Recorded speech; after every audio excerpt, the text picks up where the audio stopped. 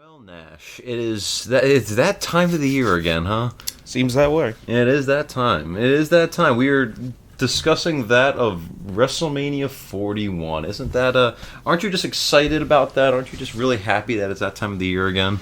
Oh, yeah. Except we're not there this time. Yeah, so that full transparency about, we're probably going to be referencing WrestleMania 40 a lot is Nash and I were at WrestleMania 40 for that show, which, by the way, I have a little bit of something I want to rant about that for a second, which I know you're going to say, because as soon as I say it, you're going to know what I'm talking about. Night one, I remember going on Twitter, now X, and everyone just ripping Philly fans because they were like, oh my god, they suck, it's quiet and everything. It was like 40 degrees, it was cloudy, it was windy, it was cold as shit, yeah. And people were like, oh, they're not reacting at all. Well, I couldn't feel my damn toes. The only reason I could feel it was because I was drunk. That's why I was like, wait a minute, this is, I don't know, that just my annoyance there. But I don't remember them not reacting, especially during the tag match. We were in the audience for that. They reacted. And we also were like in the one end zone, which, night two was obviously a lot better because it was not as cold. I remember our friend Dean's wife was getting mad because we didn't bring proper jackets and she was trying to mom us. Yeah. Which, full transparency, we probably should have listened to her. It was that motherly instinct. No, actually, I brought a jacket, I think. Well, we both brought I know I did the first night. Yeah, we brought jackets. They just weren't great jackets. They weren't like the best. Like night two, I remember I brought so much extra, and then we didn't need it because it was actually sunny out, so it was hot. And we saw Steve Carino, which was funny. No, I did, yeah. Yeah, you pointed out. You were like, that's Steve Carino in the sun. Yeah, that was cool. I brought that up to Eric recently, actually, where I said we ran into Steve Carino, and this man who claims to be such a wrestling fan was like, who's Steve Carino? Oh, this man. Yeah, exactly. So, I guess a bunch of people wouldn't know at this point. Yeah, there's actually people who I've been talking wrestling about, and I've realized that they're wrestling fans past WrestleMania 40, which, is fine. That's cool that more people are getting into wrestling. It's just funny where I talk about someone like Goldberg or someone like that, and my friends look at me, I'm like, how do you not know who Goldberg is, of all people? Yeah, we're getting to that point. Yeah, we're not old, though. We're not old in the slightest. I don't consider this an old problem.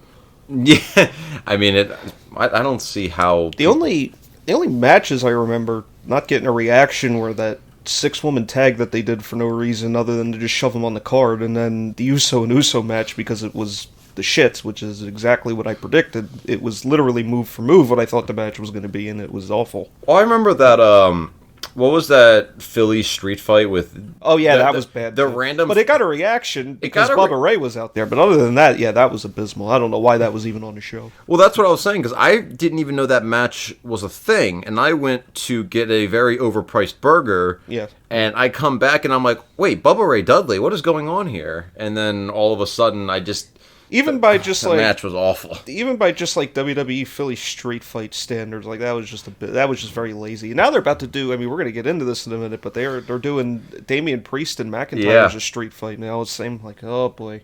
Do you remember when Cody won the belt and that one guy in front of us was like, I came all the way from like Australia or New Zealand or something? I actually don't remember that. He was the guy in front of us, and he had a thick accent, and I heard him like yell to the guy next to him.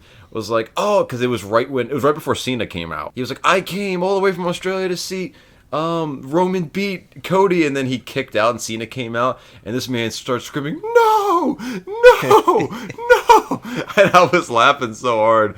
And I just remember, like, after he won, he was like this. He had like his hands on his head, and he was just shocked.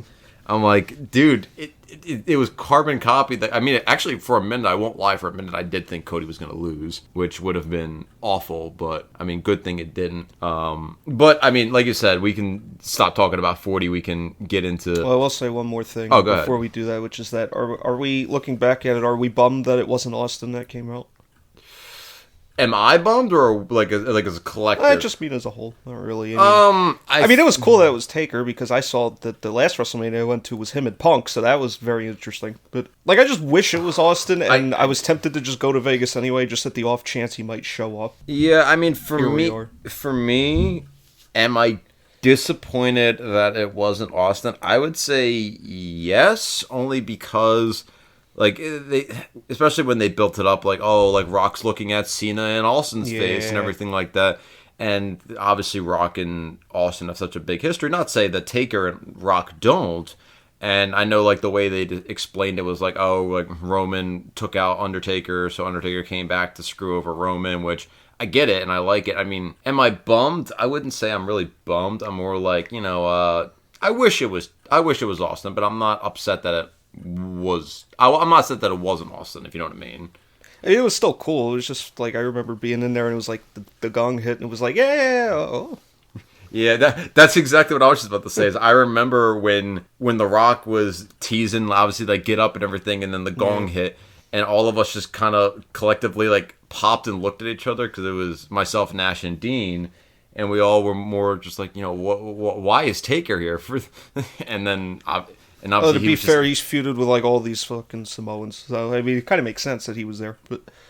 Yeah, I mean, that's the thing. I just wish I would have got the chance to see Austin live, and that was the only shot I really had, unless I just dipped and went to Vegas, because I did think about it. It was. I remember when you sent that message to me, like, I'm just really thinking about going to Vegas, and I was like, I was really tempted. Yeah, because I mean, I had that, I had a couple things to pay for, but I remember I was considering it too, but then I was like, there's no way I can rightfully say, yeah, I'm going to do this and WrestleMania, and now possibly, depending if the card is good, SummerSlam, which I really hope the card is good, but our friend Gary has told us numerous times, like, well, it's very nice there. It's a very nice stadium, but, the parking getting out is absolutely awful. It is ridiculous. I mean... Yeah, that I remember. Yeah. When I went to 29. And I even remember when he told us, too, he's like, I'd really be interested to go, but I just don't know if I could deal with the traffic. The one, when we were coming back from the WWE World, and there was that we were in that big traffic spill, and then Gary was freaking out. And he was freaking out in my back seat. I forgot about that. Yeah, I was like, it's really not that big a deal, man. Just calm down. It's a little bit of traffic. Yeah. What we're gonna do here is I have brought up the card for WrestleMania 41, and I'm just thinking, like, we have a couple things I want to mention, but I kind of just want to start with really going, this is the card that WWE had on their website, and just see, like, what are our opinions? What do we think is going to be good, bad, indifferent? Maybe some surprises or anything like that. The first thing, and I have some strong opinions on this, is Liv and Raquel Rodriguez versus Bayley and Lyra Valkyria for the tag titles. Like, let me just start with you on this one. What is your opinion on this? Everybody's got to take a piss at some point. I know.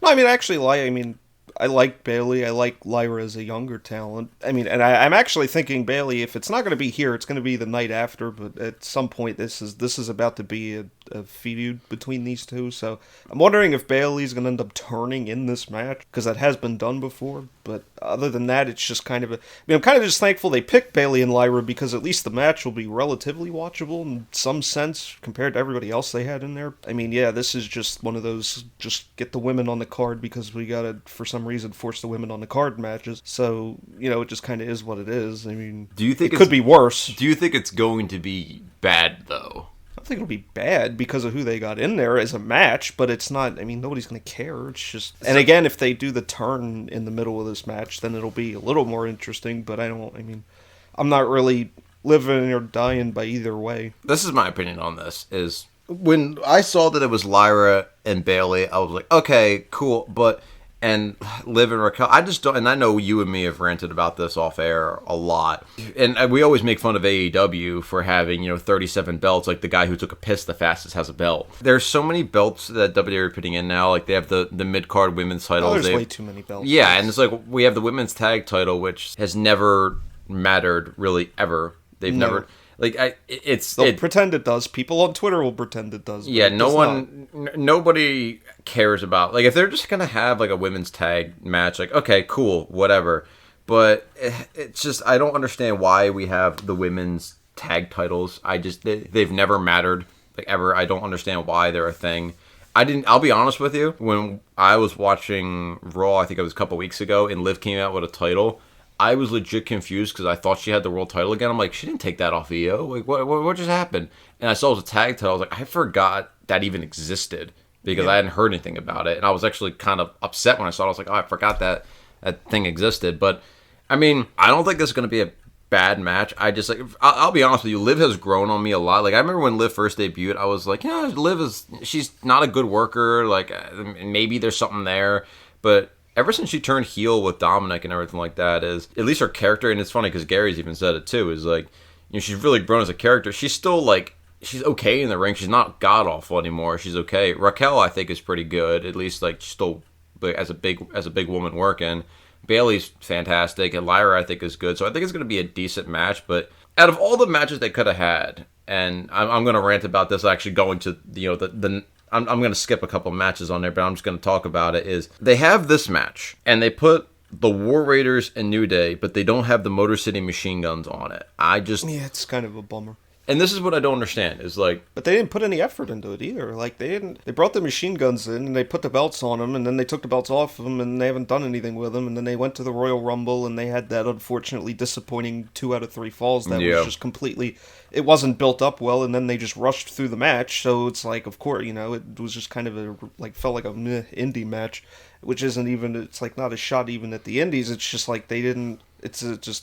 They just kind of ran through spots for like 10 to 15 minutes. It just wasn't even, and then that awful finish. So, but it was like you figured they were going to get on the card at least because it's like they did all this work with all these teams just to just to try to. I mean, I assumed it was going to go into WrestleMania, like do all this stuff with all these teams on SmackDown, and then ultimately just saying, fuck it, we're not going to do it.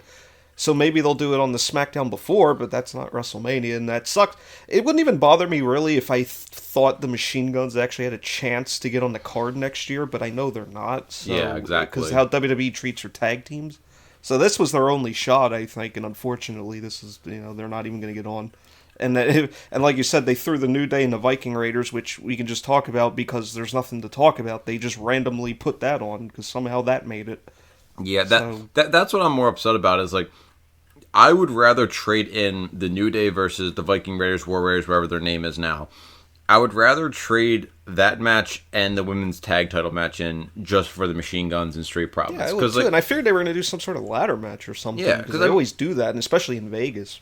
And I mean, like, the Machine Guns and the Street Profits, out of these last 2 matches, like, Viking Raiders, New Day, I'm sure it's going to be a good match. I'm not. It'll be fine. I mean, that's another. I mean, this company doesn't care about their tag team, so it's like, and they haven't for decades. So it's like, it's just another match. Like, it might be decent in the ring, but another one where it's like, piss there's break. No build, There's nothing there because they don't really. I mean, they've tried a little bit over the last week or two, but it was just like thrown together. I mean, considering a lot of these other matches and build-ups that we've had, with, like, we're going to get to it later, obviously, with, like, Seth Roman and Punk and all. And again, there's a lot more history there, but I feel like the only history and the only reason for this match, and this is what my little conspiracy theory is I think Big E's going to cost them the titles. Well, that's what I'm thinking, because otherwise I don't really know why we're booking this match on here, like, all of a sudden. So that's why I think maybe he has to get involved. And I don't know if you saw, but he did make a little tease where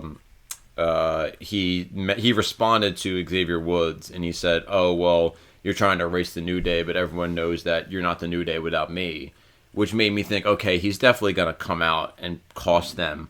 I don't know if he's going to wrestle, because obviously, I don't think he's going to wrestle, but I think he can definitely come out and mess with them, or maybe like trip them, or I doubt he's going to hit any of his moves unless he like. Or they can win the belts in front of him and do. I mean, I don't know, because it's like, is he going to get in the ring again or not? Nobody really knows. So I don't know if he even knows. Well, they've done a very good. Like, it's not like a lot of people, like when Cody got injured and they were doing like updates for him and everything. They haven't really talked about anything with Big E ever since he got hurt. So I mean, you don't know. Like you see him on the pre-shows and everything, and he looks fantastic. Obviously, he's still in amazing shape. So you never know. He might this whole time just be ready to go. I mean, there's so many guys now that have like come back from neck injuries. So it's just like you never know. Daniel Bryan, Paige, I mean, Paige's was a little uglier to watch, but still, it's like. But either way, the point being that they a lot of guys have figured out how to work around it, and just the way guys take care of themselves. So who the hell knows? I mean, Steve Austin took a suplex on the concrete with a bad neck and knees. So that was so funny when he did that, because Nash was telling me the whole time, like, no, he's not going to do this. He's not going to do this. I don't know why they're teasing. And then he took a suplex on the concrete, and we all were just like, oh my god. Oh man. Yeah, but I mean, I don't mind it. I think going back to like the Liv and Raquel match and this match, I think they're both going to be okay. Or good. I just would rather if you again, I'm not Booker here, like it's like all the keyboard wars and everything, but it's like if Triple H tells me tonight we can trade off these two matches and give the Street Profits and the Motor City Machine Guns a match instead, I'd make that trade in a heartbeat because I just think first off it's going to be a better match in general. Plus, I don't know, I just feel like those two teams would quality wise be better than these two matches. Plus, I just don't understand why we're keeping them off the card, but there's these other matches. And if you want to argue like, oh, there's no history and there's no build-up, well, there's no build-up for either of these matches either, so who cares? Not anything real, no. That's why I say I feel like Bayley's going to just turn here or something, because otherwise this is just very random, so we'll have to see. But if it leads to Lyra versus Bayley for that title... Well, they've been doing that. Yeah, I know, but I'm saying if it leads to, like, heel Bayley versus face Lyra, I'd be okay with that because, I mean, we can always rant about, like, the fact that there's so many belts, but if there's going to lead any credibility is having someone who was the world champion last year now saying, hey, I want that women's intercontinental belt, it gives a little bit, against not much, but at least it's a little bit of credence to, why we should care about that belt instead of just another belt just on Lyra for no reason. Yeah. But next match. Yeah, so you mentioned this a second ago about the Philly street fight and now the Sin City street fight between Damian Priest and Drew McIntyre. And I have to say this, and I've noticed this a lot. Why are we just having a street fight now on every WrestleMania? Well, I mean, besides the fact they want an excuse to get weapons on the card, because that's been a thing for a while, but it's just like, I mean, these guys have been beating the hell out of each other in a parking lot, and then they had a brawl yesterday, so yeah, you can kind of build this to be a street fight, but it's just not really that high on the card, and I think most people feel, including myself, that Drew should be in a bigger match than this. I completely agree. And there's a couple people we could talk about for that, but, Priest is decent, but I just don't see him on the level of these guys that they're trying to match him with. Hopefully Drew wins, because I don't think he should be taking a loss right now. And especially in a guy, with a guy he should clearly beat. I kind of hate WWE street fights most of the time because it's like the bad, weak kendo stick shots and then, the chair and then the table spot. It's like none of them, very rarely do they feel like guys fighting in some fashion. Like, even, I kind of hate to say it, but like, even though the New Day stuff, like, when they, they used a lot of gimmicks in this match too, but like, the one they had with Kaiser and Giovanni Vinci before he got released, they had a hell of a street fight on Raw. I mean, it wasn't bloody because they're not allowed to bleed, unfortunately, most of the time, but it was like, but like, that was pretty, like, they wore street clothes and they beat, or at least the New Day did, and they had a match that felt like a little bit closer to a brawl, so I'm hoping this is like that. And I mean, rather than just, even like Roman and Cody last year, where I hated that it was Bloodline Rules just because you knew it was just going to turn into one of those matches, and that's kind of what it did. It was like, they pulled out the gimmicks, but it wasn't even like a brutal gimmick match, and I'm not talking about glass and all that bullshit, but I just mean like awful. They didn't, like, it was just kind of there just because it was there. It wasn't there because it felt like guys that really wanted to like fight and do that stuff. It was just they needed to just do the interference. That's really what it was for. So, I don't know. So I'm not a fan of that stuff the way it's done in the modern day, at least. So I don't know. I mean, these guys might. I mean, especially the way these guys go. I mean, they might have a hell of a match. That's why I'm not totally discounting this. I think Drew really needs to win, and I'm just hoping they bust their ass in this match. This was my opinion. I think this is one of the matches that I was looking at, and I said, this might be a sleeper match for being not, obviously, I wouldn't say it's going to be the best match, but I think the fact that a lot of people are rightfully saying, McIntyre should be in a more high profile match, especially like after that feud with Punk. It really feels like he's just been kind of middling.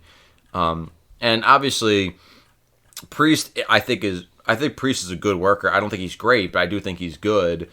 And I know McIntyre wants to show that, he is the person everyone originally assumed when he was the chosen one. We can't say who chose him, though. But I do think McIntyre is going to work his ass off. I think he would work his ass off with a broomstick at this point and probably make it at least a 3-star match in the Tokyo Dome. McIntyre and Priest are going to work the hell out of each other. I just wish it was a normal match. I think it would have worked a lot better as a normal match. Now, I know they've been doing a lot of backstage attacks and feuds and everything of that nature. I get it. Out of all the matches I was looking at, there's like really basically two that I looked at. I'm like, this is a sleeper to be a good match or a great match. I think this is one of them because I was at first when it was like getting teased and they were attacking each other. I was like, man, I really don't want to see Priest and McIntyre. It's going to be awful. It's going to be awful. And then just really thinking about the last couple days, really last week or two. I'm like, you know what? McIntyre, especially with Punk, was absolutely incredible. Priest is good. I wouldn't say he's going to sit down and tear the house down like a Punk or a Seth. But for someone who can go in there, they can do big moves. They are very athletic. And with McIntyre, who's a Greek god, the way he looks and the way he works, I think this is going to be great. As long as they don't, as you're saying, to your point, as long as they don't end up doing all the kendo sticks and the chair shots and this and that. And I mean, they should do some of that stuff. I'm just saying, do it in a way where it's like meaningful and you're not half-assing it. That should be the way they usually do. Yeah, no, not the entire match. Yeah, but it's going to be there. That's what it's for. Well, yeah, I get it. But I'm saying if they have a match and weapons are there, and not just having a weapons match.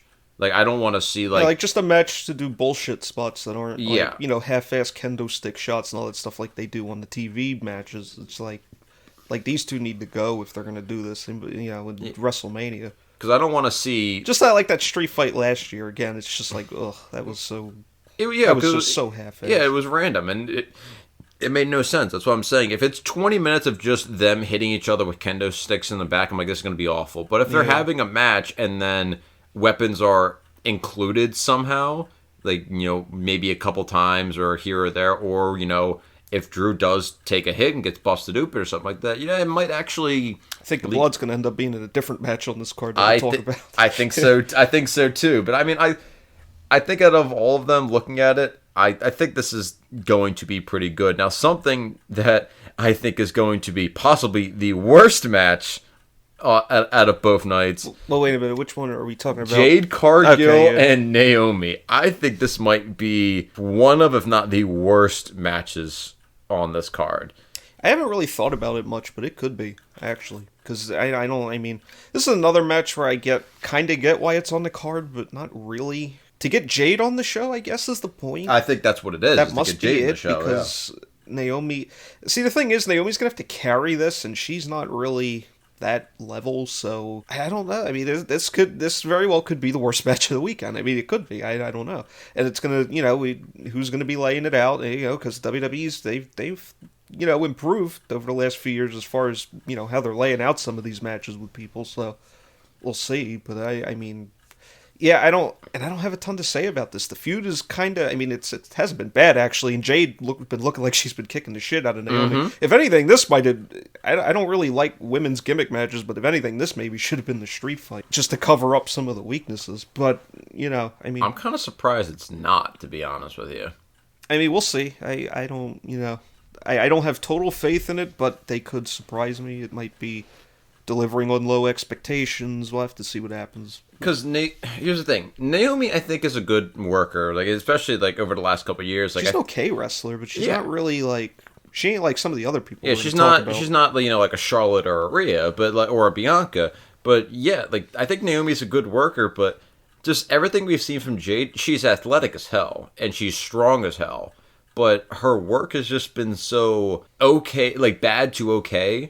Like when she has a good match, the matches she's had that have been good are the ones that she's barely in.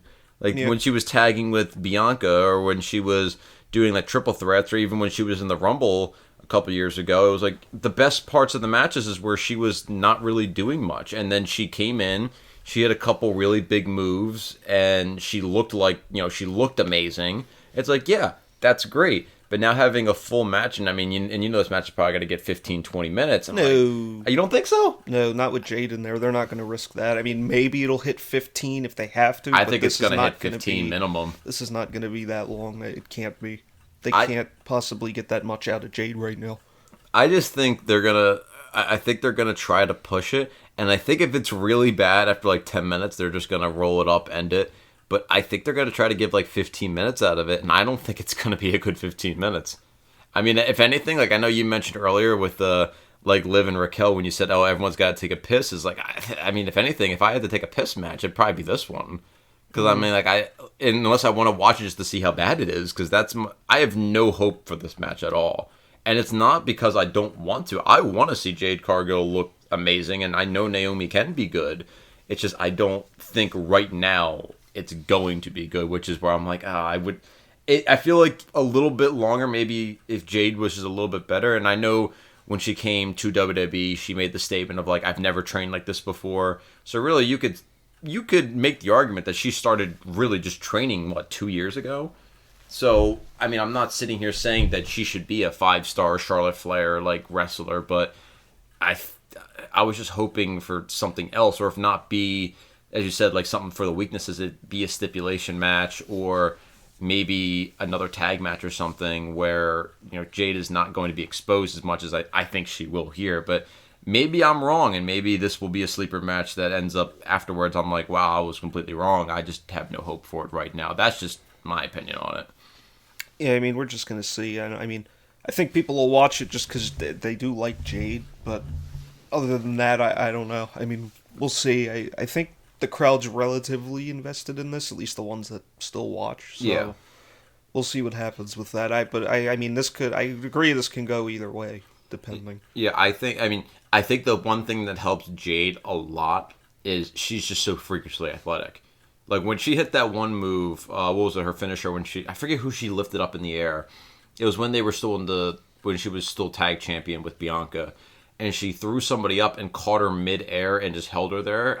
I just looked, I was like, that I don't know if she's freakishly athletic, but she has some athleticism. She's kind of like Goldberg really was freakishly athletic at a point. Yes. So I don't know if that's the right comparison, but she's kind of clumsy like he is a little bit, except she's got a lot better. It's not that Goldberg couldn't have better training, it's just that he kind of was just doing the gimmick, and then he didn't really care to learn how to wrestle, which he said himself pretty much. So. Yeah, I still don't think he cares that much. I think he cares now that he's getting the final match or a final run. Yeah, I think he's going to put a lot into that final match, and we can talk about that at a different point. Yeah. Because I do have some thoughts on that, but we'll see. Yeah, but, speaking of people that can fucking go, story be damned, I don't give a shit. This next match.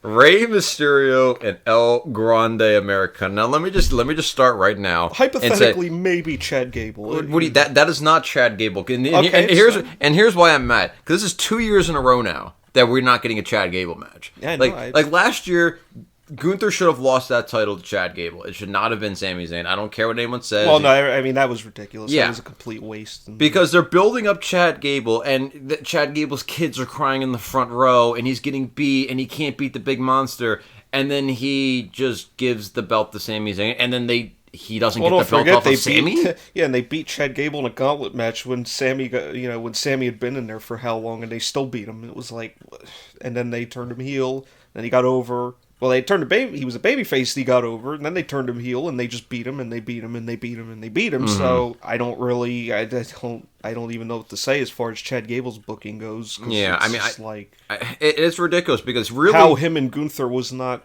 the match last year for WrestleMania. They could have did the same thing, but just changed the night at least, just to give Chad some credibility. But I'm so annoyed by that because Chad Gable. I think we even said it when we were watching WrestleMania. Sami Zayn is very over, and he's a good worker, but he's not like Chad Gable. He is not a worker like anymore, Chad Gable, no. And he really should have won that match. He should have had the match and won against Gunther, and now, didn't do anything for Sami, it didn't do anything for Gunther, so... Yeah, and now, for Gunther, it helped taking the belt off him, because then they pushed him to get the world title, which I'm not upset about in the slightest, but it didn't do anything for Sami besides, okay, now Sami's going to beat Chad Gable a couple times, then he's going to lose the belt to Braun, which I'm happy that Braun has the belt, but I don't know why it wasn't Chad, because imagine Chad versus Braun, that would have been a hell of a match. Yeah, I'm still probably can, but I mean, Rey Mysterio is, what's there not to say about him? He's fantastic. He has 75 knee repairs, and somehow he still looks like he's 20. I don't understand how that works. Yeah, no, the way he moves in the ring still is just unreal. I mean, he says he's just learned how to mask it, probably to some extent. I mean, we've seen different Something with Ray is like when his knees start bothering him again, it becomes very noticeable because all of a sudden his matches will just become very cookie cutter and he does almost nothing. And then he'll go away for a couple months and he'll come back and it's like a whole new guy came out. So I don't know, but I mean I think this is a match that this ain't gonna need 20 minutes, but they're gonna get hopefully a decent amount of time. I'm assuming they're doing this my guess is that they want to unmask El Grande, we'll just call him in this case, for the big moment at WrestleMania.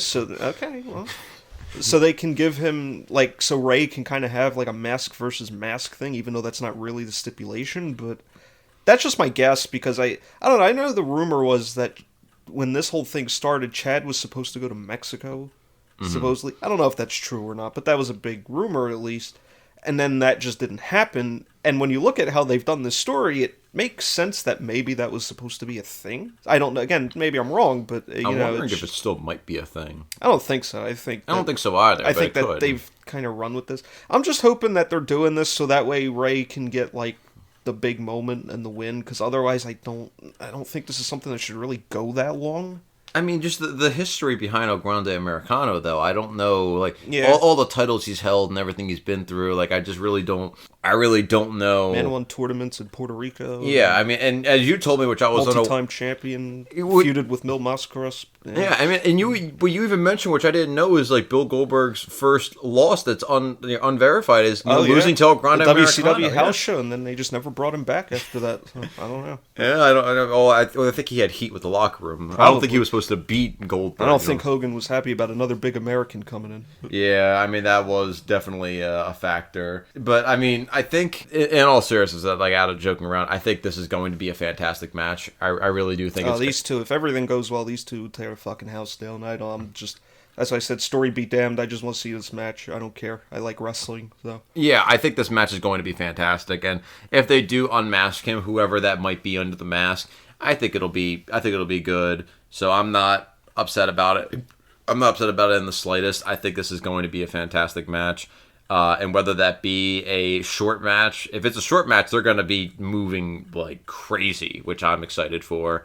But yeah, this is my pick to be one of the best matches from both nights. I think if they do it right, yeah. If they do it right, like El Grande Americano, I was about to say Chad Gable. I don't know why that was in my mind. He is such a fantastic worker, and he's only getting better while he's getting older. He's literally like Kurt Angle. Man hasn't even aged yet. Yeah, he hasn't even. Yeah, he's not even really that old. And Ray, who's in his 40s, like I said, he looks like he's 20 the way he works half the time.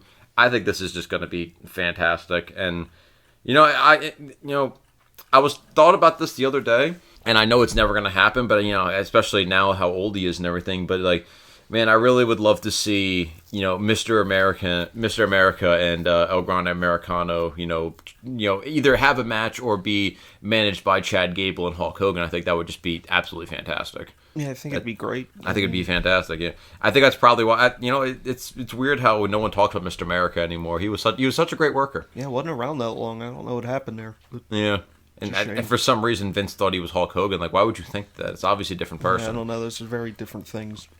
Yeah, but I mean, I think that's going to be fantastic, no matter what you think. But this is another match that I think, if it's not going to be El Grande Americano and Rey Mysterio, I think another match that might be a sleeper match for one of the best ones is LA Knight and Jacob Fatu. I mean, I have no idea what to say besides this. I'm super excited for this match. LA Knight's finally getting a run with the belt, and I'm not no bad news to Shinsuke, but he's not what he used to be. But LA Knight and Jacob Fatu, who is just a genetic freak, not the genetic freak of Braun Breaker, but a genetic freak. I think this is just going to be amazing. But what do you think about it? This is an interesting match to book because this company hasn't really properly used LA Knight. Why somebody else, it's screw. Why Jey Uso's in a world title match and LA Knight isn't, I have no idea, and we'll go through that. But LA Knight's just been stuck in this spot where he's over. He's still over. They still like him. People said it would wear off. It hasn't. I'm happy he's got a belt, but I don't understand how he's not higher up on the card. I don't understand. I mean, maybe I don't know. Some of the booking we've been seeing, it's like I just want to know who we pissed off. But this match, I mean, this match is going to be. I don't know. Honestly, this could go either way because LA Knight's work is just so simple. I don't know. I'm not saying he's capable of working Jacob Fatu, but I'm just saying like if these guys are going to try to go hard, it could get a little sloppy just because Jacob's he's just a little nuts.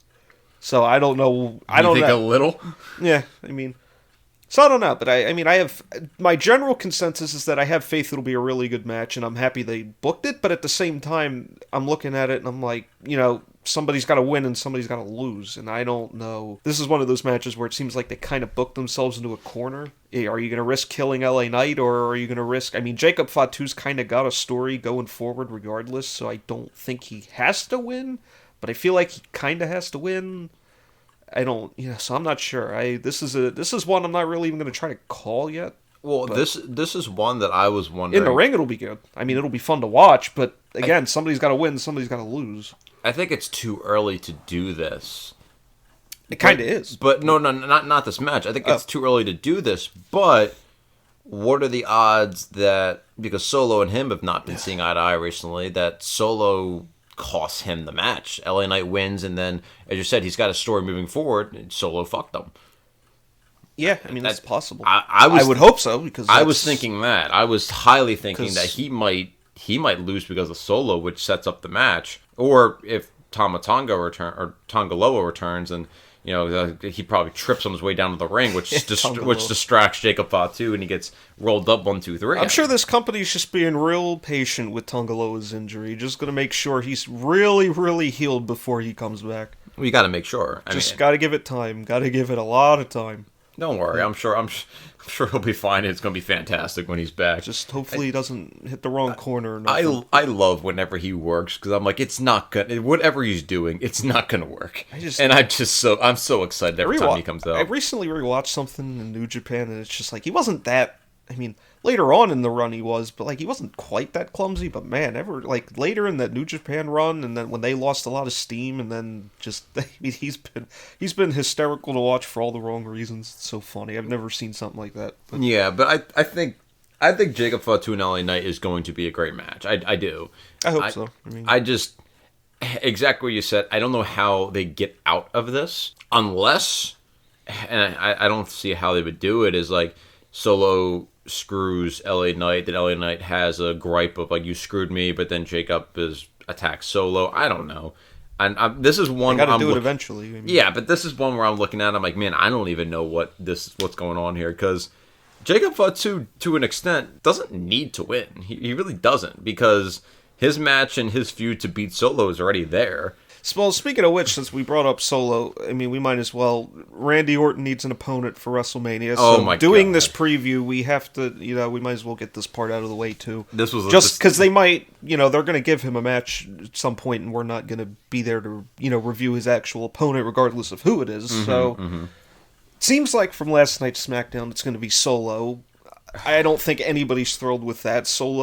I'm not. Solo's just one of those cases where when Jacob Fatu came in, it just completely exposed him in every way. On the mic, in the ring, in terms of the look. It's completely exposed Solo. So putting him with Randy Orton is not... There's not even really a story there for that. And I know people are going to say the Bloodline, and yeah, I get it. Orton was feuding with the Bloodline, and he kind of helped Cody with that recently somewhat. But the real story here has been Randy Orton and Nick Aldis, and even though that's been a complete accident, I would think, over the past year, they've had interactions, and the people know that Nick wrestled at one point. Doesn't mean he's super over, but he's been over as the GM, and they know he's in shape, and they're accepting him as a character, and Nick Aldis wouldn't have to win, so I think the choice is pretty obvious as to who they should run with Nick Aldis and Orton, but because they even said last night, or Nick Aldis was like, I want your respect. It's like, I don't see how we overcomplicate this. This, to me, is pretty simple what we should be doing. But they're going to do Solo, it seems like. Or unless they, because Rusev's rumored to come back, so I'm assuming maybe Rusev could get thrown in, but then I don't know why you'd beat Rusev on his first night back. Yeah, that was when you mentioned to me, we were talking about the possible returns of, obviously, they've been doing the vignettes for Aleister Black, and they were talking about Rusev, and they're teasing Solo, but they're also teasing Nick Aldis, and I think we We think it's going to be Solo, which I'm not thrilled about. I don't think anyone's thrilled about. Yeah, if this was last year, it'd be a little bit different. But yeah, he's been so exposed. Whenever he feuds with Jacob, he's gonna fall pretty hard, I would think. That's not the match to make. I think Nick Aldis is, because this is a one-off replacement match. Like, this is the perfect time to do this if you're going to do it now, because it's just that circumstance. Unfortunately, we're not going to see Kevin Owens because now he's hurt. And there's a rumor he might be out for a whole nother year after. I can see that. But, yeah. I mean, I hope he's not out that long. But if it's his neck, he might be. You don't want to rush that. I mean, and I mean, everyone. I love how people always like to say, like, "Oh, the way Kevin Owens works and everything, he's an idiot." I'm like, I don't think Kevin Owens he does a lot of shit. He does a lot of shit and everything, but I don't. For the most part, he's dumb where he just does dumb risks. But if he's to be believed, he got injured just in a completely normal match, which I'm not gonna.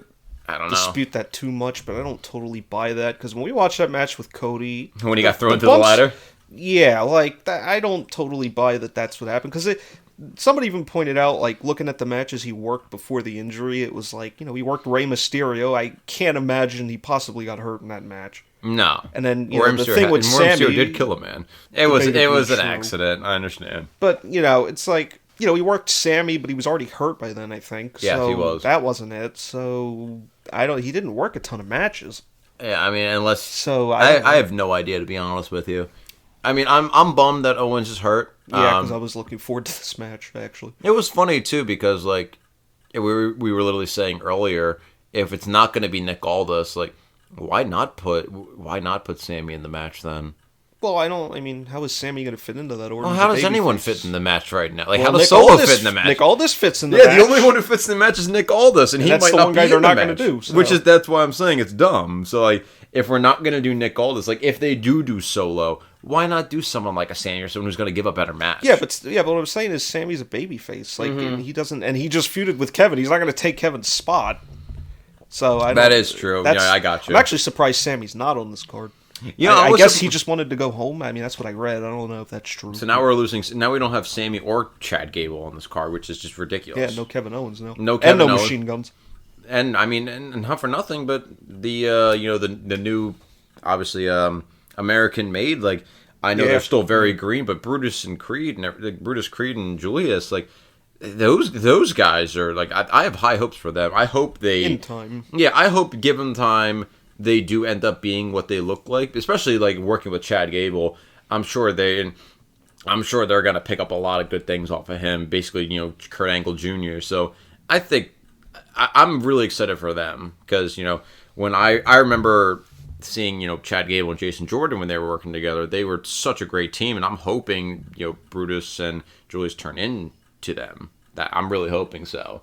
But we can move on, because now we're going to talk about the next match. Our boy Braun Breaker. Oh, yeah. Defending his belt against Penta, Finn Balor, and Dominic Mysterio. And let me just say, I know we were mentioning this on Fair. Why is there so many damn multi-man matches? This could have been Braun Breaker and Penta, Braun Breaker or Finn Balor. I really don't want to see Braun Breaker and Dominic Mysterio. No. But I even mentioned this to everyone who I've discussed.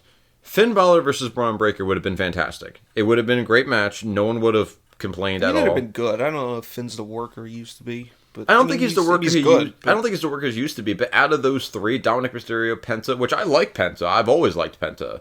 He's always been a little sloppy, but I've always liked Penta. And Finn Balor, like, if you put any of them against Braun Breaker, I'm picking Finn Balor. I still think he is a fantastic worker. I don't think he's 2012 like Prince Devitt or anything like that, but I still think he's a damn good worker, and he can pull a lot out of Braun. And Braun now, like, I don't know what the hell he's doing. He's probably on every steroid under the sun. But it's just, he's a genetic freak. He's got genetic freaks in the family. Especially when he hit that spear on Carlito. We haven't talked about that. He looked like when he hit that spear, he runs so goddamn fast. It's beautiful. He runs about 30 miles an hour in the ring? Or like 28 miles. The way I mean, it's like, that was, because I remember I was watching that live, and I'm like, Braun's coming out there. He was just walking, and he, no shirt on, looked like a badass. And he was just like, I was just looking at him, and I'm like, I know he's gonna run, but I wonder how fast he can get down there. Right when I said it, it felt like maybe a second he was down there. Like, he is fucking ridiculous. Yeah, and I mean, it was it was such a cut too, because it was a cut from him running, and by the time they cut the camera, he already speared Carlito. Poor Carlito. Man's just trying to get a check for this lack of work he's been doing. And it's just like, that man's got to take the spear from Braun on the stage. Well, it's like we said before, you know, you get your check, go in the back. Yeah. You go in the back, you get your check, go to the next town. Yeah.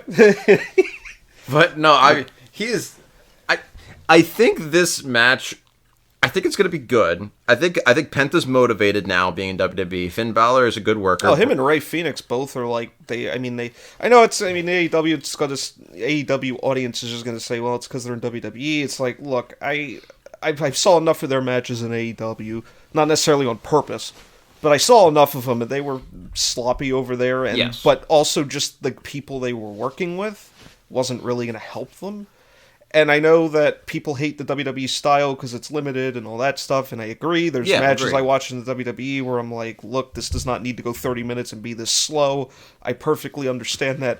With that said, the way they've got both those guys going so far is a lot better than what they were in AEW. I saw Ray too Phoenix many. Looks incredible. Yeah, I wonder if he got into better shape or not. Because I was looking at him and I'm like, wow, he looks a lot more toned. Yeah, he looks incredible. But he's been clean so far, and he's going to be great for the kids. And if they put him with Mysterio and his brother and all that stuff, that's going to be fun to watch because there's people in there they can work with. I don't mean to just put over the WWE way of doing things, but looking at what wrestling has turned into and looking how WWE's been going right now, it's kind of hard to argue.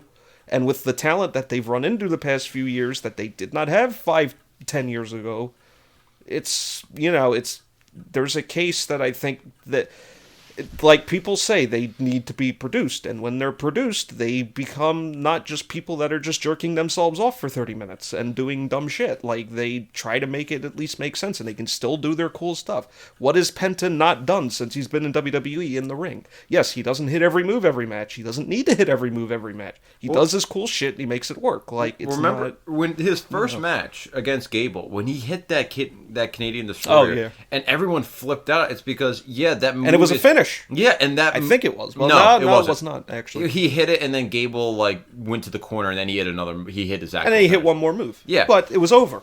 But that's what I'm saying, is the move is over because it's not hit that many times. It's not like... And again... WWE just got 4 months of television off a pile driver.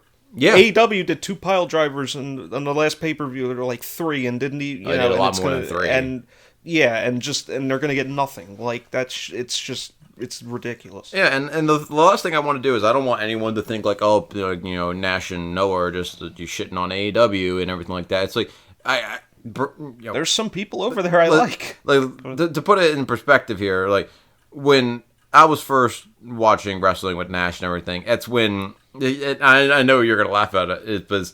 I remember when Lucha Underground first started, and we were watching that, and Nash was like, "No, you gotta look at this. You gotta look at this." And I remember watching, and it got pretty shitty pretty quick. It got pretty shitty pretty quick, but like Penta and Prince Puma, who obviously was Ricochet, and Ray Phoenix, and it was incredible because Penta was incredible, and he's having matches with Io Shirai at the time and everything like that. I'm like, yeah, but this guy's incredible. And when he went to AEW, I was honestly kind of excited. I'm like, man, I really want to see this guy do good, and he was so bad. And then when he was coming to WWE, I was like, yeah, I still like Penta. I want him to do good, and he's doing a lot better now. And when Ray Phoenix came in, I'm like, well, okay, look, maybe the WWE style helps these guys. Like, I know it obviously helps people like Ray. It hasn't helped all. They're going to have a better talent pool to work with, and their stuff's going to be cleaner. That's just the way it's been. And I know it hasn't helped all the Mexican wrestlers. Like, it hasn't helped all of them, but I think it definitely helps these guys, like the top guys. They've got guys there they really don't need. That's the thing. Yeah, and I mean, I saw people rumoring that Dominic Mysterio is winning this match because obviously, Ray won it, and then Eddie won it, and like they both won the IC belts at Mania, and now they're like, oh, well, it's time for Dominic to win. I don't want Dominic to win this fucking match. The only thing I can think of is that they're getting ready to make Braun Breaker world champion at some point towards the end of the year, so maybe that's why. But I don't think it should really end at Dominic Mysterio. I'm assuming Finn and Dominic are going to feud going forward, so that's why it'll happen. But Braun just better not be taking the pin. I don't think Braun's taking the pin. If they're gonna do that, I just... If anyone's taking the pin out of this match, it should be Finn. It shouldn't be Braun. It should. It can't be Braun and Penta. It can't be Braun, and it can't be Penta the way we've been building. So it's probably got to be Finn. It's got to be. if anyone's taking this pin, and if it's not if Penta or Braun takes the pin, I'm gonna be a little pissed. And obviously, if it's either Braun wins and just pins whoever he wants, or Dominic has to pin Finn. Otherwise, I don't really understand what we're doing with this. Exactly. I mean, I guess Penta could win, but I don't think that's really going to happen right now. I don't think Penta should really win. Not. Yeah, I don't. At this point right now, I don't think it's smart if Penta wins. I mean, am I going to be upset if Penta wins? No. Am I going to be upset if Braun wins? Obviously not. I'm going to be happy because that's who I want to win. Right now is the right time to have Penta win. Now, well, they already teased Braun and AJ too. Yeah, exactly. And why they just didn't do that, I don't know. But... I mean that's a perfect segue though, because now going to I just because I don't know if I answered this question, but just all the multi-man matches that kind of hindered this card a lot, and it's disappointed people. Triple H's fetish for these multi-man matches, it was bad last year too, because we got a bunch of them that just didn't need to be there, from what I remember. Yeah, no, there was a lot. I mean, but for the most part though, like, I know WrestleMania, everyone's motivated to do good, and I think this match, like, I didn't answer that part. I think this match is going to be good, regardless. I think it'll be decent. Yeah, Braun should be in a better spot than this as far as having an actual feud, not some half-ass shit that Triple H came up with going into WrestleMania because he wants to do multi-man matches everywhere. Well, like you said, like him fetishizing multi-man matches, like for some reason him and Shawn both have like fetishes for some reason. Well, Shawn's got a fetish for the ladder match, that's for sure. Because he just throws those shits out everywhere. I mean, he's trying to recreate his classic. Yeah, that's all he does on that show. Except they do it much worse. I still love the thing that I sent you a while ago, where it was like Shawn's lazy eye looks at the men's division, but his good eye looks at all the women. I was like, that makes too much sense. But no, I mean, I don't know why there's multi-man matches. I think this match is going to be good. I don't think it's going to be a sleeper match. I don't think it's going to be someone. I don't know why you would dare. I just hope Braun looks like he kills half these people. It's really just all I'm asking for, that he has a good showing. I mean, he can't really. I think Braun's just mad now because like he murdered Carlito. I'm surprised he did not put. I'm surprised Carlito did that for him. I'm surprised he didn't put Isho Speed in the fucking hospital. He was close. He tried. When he hit when Nash, myself, and our friend Dean were at my house watching the Royal Rumble, when he came out, we all were pretty upset. We're like, why is this kid in the match? Like we get it, he's over with people. That's just a whole with people that are never going to watch the product. So let's just pretend this helps. And this is my thing: is I don't understand why. That's a whole other topic we can go on as to why are half of these people famous. But when he came in, did that backflip, and got speared, I cheered so loud. Oh, it was he murdered that man. Yeah. And then he got injured by Otis throwing him over the thing. So that's my only thing. Like, some people are saying this is the greatest spear of all time with Carlito. And I'm like, no. It's pretty badass because Braun just runs so fast, but like, it didn't have any impact. I mean, not as much impact. Like, the thing with Braun is when he does like these big flying spears, they look cool, but they don't really have a lot of impact. Whereas like the one on Speedy, he has so much flight. Yeah, whereas like the one on Speedy, there was no flight. There was just destruction and death on Braun's mind, and that's really all it was. That's why it looked That's so why good. It looked amazing, and that's why Rhino's looked amazing, because Rhino, when he hit the gore, he didn't just fly, he just ran and killed. Speaking of which, why is Rhino not in here with Braun? That would be like, imagine that'd Rhino... be a fun match you do like on TV or be pay-per-view at this point. I don't think you could put it on WrestleMania, but like if they want to do that for like a one-off, that'd be fun. Yeah, and now like we were saying with talking about Braun and Styles supposedly feuding, Styles and Logan Paul. Oh yeah. You go first on Styles and Logan Paul. Well, my thing about this is AJ, who's doesn't have a lot of time left, and is one of my favorite wrestlers, definitely of my generation, possibly ever. Still incredible at his age, still can carry a broomstick, still can help anybody, makes everybody look great, makes himself look great. He's had injuries, but he's fought through them, and he's just killing it most of the time in the ring. This company just never, ever since he lost the belt that second time to Daniel Bryan, they've never really just pushed him. Like AJ Styles should be every bit the star Seth Rollins is. He's equal on the mic with him. He's better in the ring than Seth, really. And he's got a look, because, he's in better shape than Seth, just cosmetically. So, it's like, I just don't understand how AJ's never, like, past that run, how he's just never... I know he had the run with Cody, and it was alright. Like, I mean, the matches were awesome. the feud itself wasn't, it was just a feud to get Cody from one place to the other, and that was fine, because those matches did that, and they were, it was a fine feud, but they kind of just threw it together. And that's my disappointment with this, is like, this match, with Logan Paul being as good as he is, and with his little experience and what he's done so far, and then AJ's there to carry the thing, I have no doubt this is going to be one of your best matches of the weekend, I would imagine. Yeah, I would too. So I'm happy about that. I'm hoping AJ gets the win, but I think Logan's getting the win. I don't think they want to put AJ over Logan at this point, but I think right now, especially if AJ's going to end up going after a belt, they should put AJ over. But still, it's just like, either way, I just think AJ, I just don't understand why he doesn't get booked like the top. Not saying he's on Roman and Punk's level and all that, but like the level right below that, I think, is where he should be treated, and instead he's just even lower than that. They never, especially if you look at his history at WrestleMania, it's like he just never gets a decent feud. I'm not saying he doesn't get good matches, but like him and Edge, it was just thrown together, and they randomly turned Edge heel, and it didn't really connect. That it was just there to put Edge over so he could do a 25-minute match. And, and I actually enjoyed their match more than anybody else did, but still, it was like, it was just kind of a match that went long just to go long. And then AJ missed 39. Him and LA Knight, we talked about last year, had one of the best matches of the weekend. That was awesome. It was a fantastic match. Perfect, like a perfect 12-minute grudge match kind of thing. Like, AJ was on the money in that match, and so was LA Knight, but... We kept joking around that he had his working boots on, and I remember that match too, because we were joking around that they're both pissed off that they're in the States, so they're gonna kill it, and they did, and it was fantastic. And exactly what you're saying, I know people always argue, and they like try to say like, oh, Logan Paul's matches are all scripted and planned out. That doesn't mean they're any less good. Yeah, but there's guys that do that in the business today anyway. Yeah, but exactly. There's guys that just, the thing is, when we watched his first match at that WrestleMania 38, like, I remember I thought it was going to be awful. Like, everybody did. No, it was like, oh, this is dumb. And then I remember like looking at him, I was like, well, he's really in shape, okay. And then watching him in that match, it was one of those things where it's like you can tell he doesn't really know what he's doing, and he's green.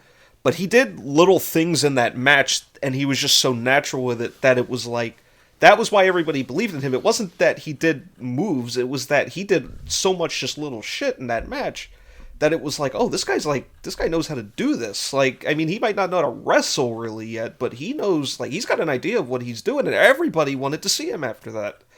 And then he found out he was a douchebag later in the year, but... We always knew. I mean, that. Even before that, he was, because the whole video. I mean, I didn't watch that shit, so I didn't. I didn't watch it either. I just knew who Logan Paul was because of the people who I used to hang out with. So I knew who Logan Paul was, and when he got brought into wrestling, I'm like, this is gonna be awful. But then, as you said, like, we're watching his matches, and I'm like, he's good. And like he's just doing the moves. He doesn't really know how to wrestle. He's just doing the moves, but it doesn't matter. He's still good. And like again. Everything said about AJ, I have no disagreements with. He really is at the point, at the end of he's getting near the end of his career. He's at the point where he should be up there with Seth, or up there with Rowan, and up there with Punk or Cena. I mean, I get it. Like, he'd have to take the losses to all of them. I understand that. But, like, I just don't... It's not even that he has to win. It's just that I don't get how he's been... And that's what I was talking about with his WrestleMania matches. It's like 37, he got stuck with Omos. 36, he got The Undertaker, but we didn't get the proper version of that because of the fucking COVID, so we got screwed. And then 35, it was with Orton. It was a really good match, but the feud didn't have much behind it. 34 with Shinsuke, and I think it's a much better match than people give it credit for, actually. But still, they didn't. I watched that a while ago, and I was like, it's actually a lot better than I remember. I thought it was awful, and I remember I rewatched it. I remember rewatching it. I was like, oh wow, like my memory is awful. I guess I watched that and their match in Japan, it was longer. It was a little bit better, especially being over there, but it really wasn't as different as everybody pretends it is. But that's a different story. But I'm just saying, like, AJ's just got a weird history where I've liked his WrestleMania matches more than everybody else has. I remember him and Shane. I was like, this is going to be awful. And that match was fantastic. Yeah, everybody was like, it was just like they were wasting AJ, and and him and Shane went in there and tore the house down. That was like, wow. So this match could be really, and then him and LA Knight last year, like you said. So it's just, he's got a weird history where they always just, they book him in feuds that just nobody cares about. Or, I mean, the one with Shane, they kind of did because of the way they built it up, but like... Yeah. They always just book him in feuds where it's just like they put nothing behind it except these guys are here to have a match, and it's like AJ can do that, but And I would like to see a Mania feud with a little. That's why I wish it would have been him and Braun. Like, and they're building this thing now with Karrion Kross, and I'm like, what are we doing man. here? Like, and here's the thing. I know we're gonna get to it at the end, but it's like there people are saying, how Cena might take the belt and everything. I'm like, man, if we don't get at least like one more Cena, that'd be cool. Like one more Cena AJ match, and if we don't get AJ and Cody for the belt, what are we doing, man? Like they need to have at least, and again, I don't expect AJ to win the belt again. I know he's at the end of his career, but still, we need to see that at least one more time. Well, at least AJ I would and Cody, hope so. I mean, they pretty much did everything already. Yeah. I mean, that they don't have to do. But yeah, I'd like to see AJ and Cena again. I'd like to see AJ and Punk at some point. I don't think we're going to get that, but I don't know. I mean, because we still have to do Punk and Punk's Cody. got a We lot have to of- do Punk and Cena again. I will have to see, but I mean, I think this match is going to be good. I don't think it's going to be anything crazy. I don't think people. I know people who just don't like Logan Paul are like it's going to be the worst match on the show, which I've seen, which I don't understand how people could even looking at some of the matches we discussed when we first started. I don't see how anyone can say this is going to be the worst match on the card. I think it's going to be a fantastic match. I'm hoping and praying that Triple H is not dumb enough to give the win to Logan Paul.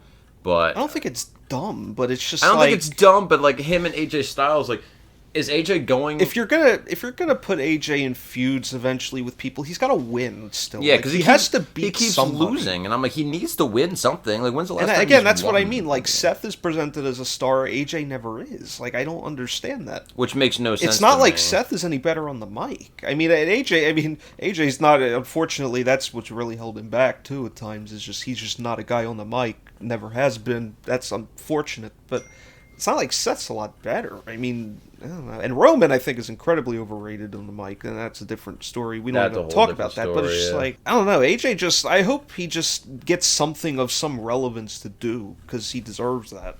I completely agree. But this match will tear the house down, I think, with that said. I just think for AJ coming to the tail end of his career, I think he needs a couple more big wins. He can't just go like, okay, he's got like a year or 2 years or 3 years left, and he's going to lose every match for the next 3 years. Like, what are we doing here? Like, this is why we don't get value out of these people. Yeah, exactly. But I mean, I think the match will be fine. Now, something that could go either really good or really bad. Yeah. The first women's world title match, Tiffany Stratton and Charlotte Flair, and I have opinions on this. Yeah. I have opinions. I think this match is going to be fine.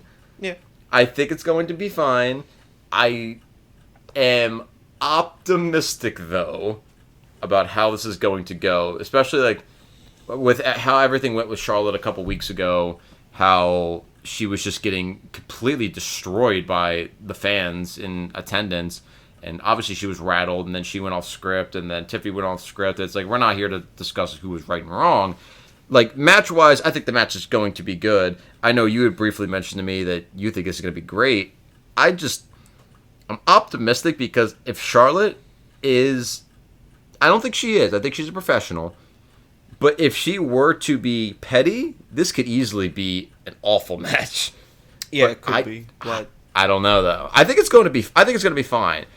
I am a little worried because obviously she's gone off script before with like Becky and then throwing the title and then like hitting Nia Jax and all this other stuff. So we don't know like per se if it's going to be the best match or if it's going to be a great match.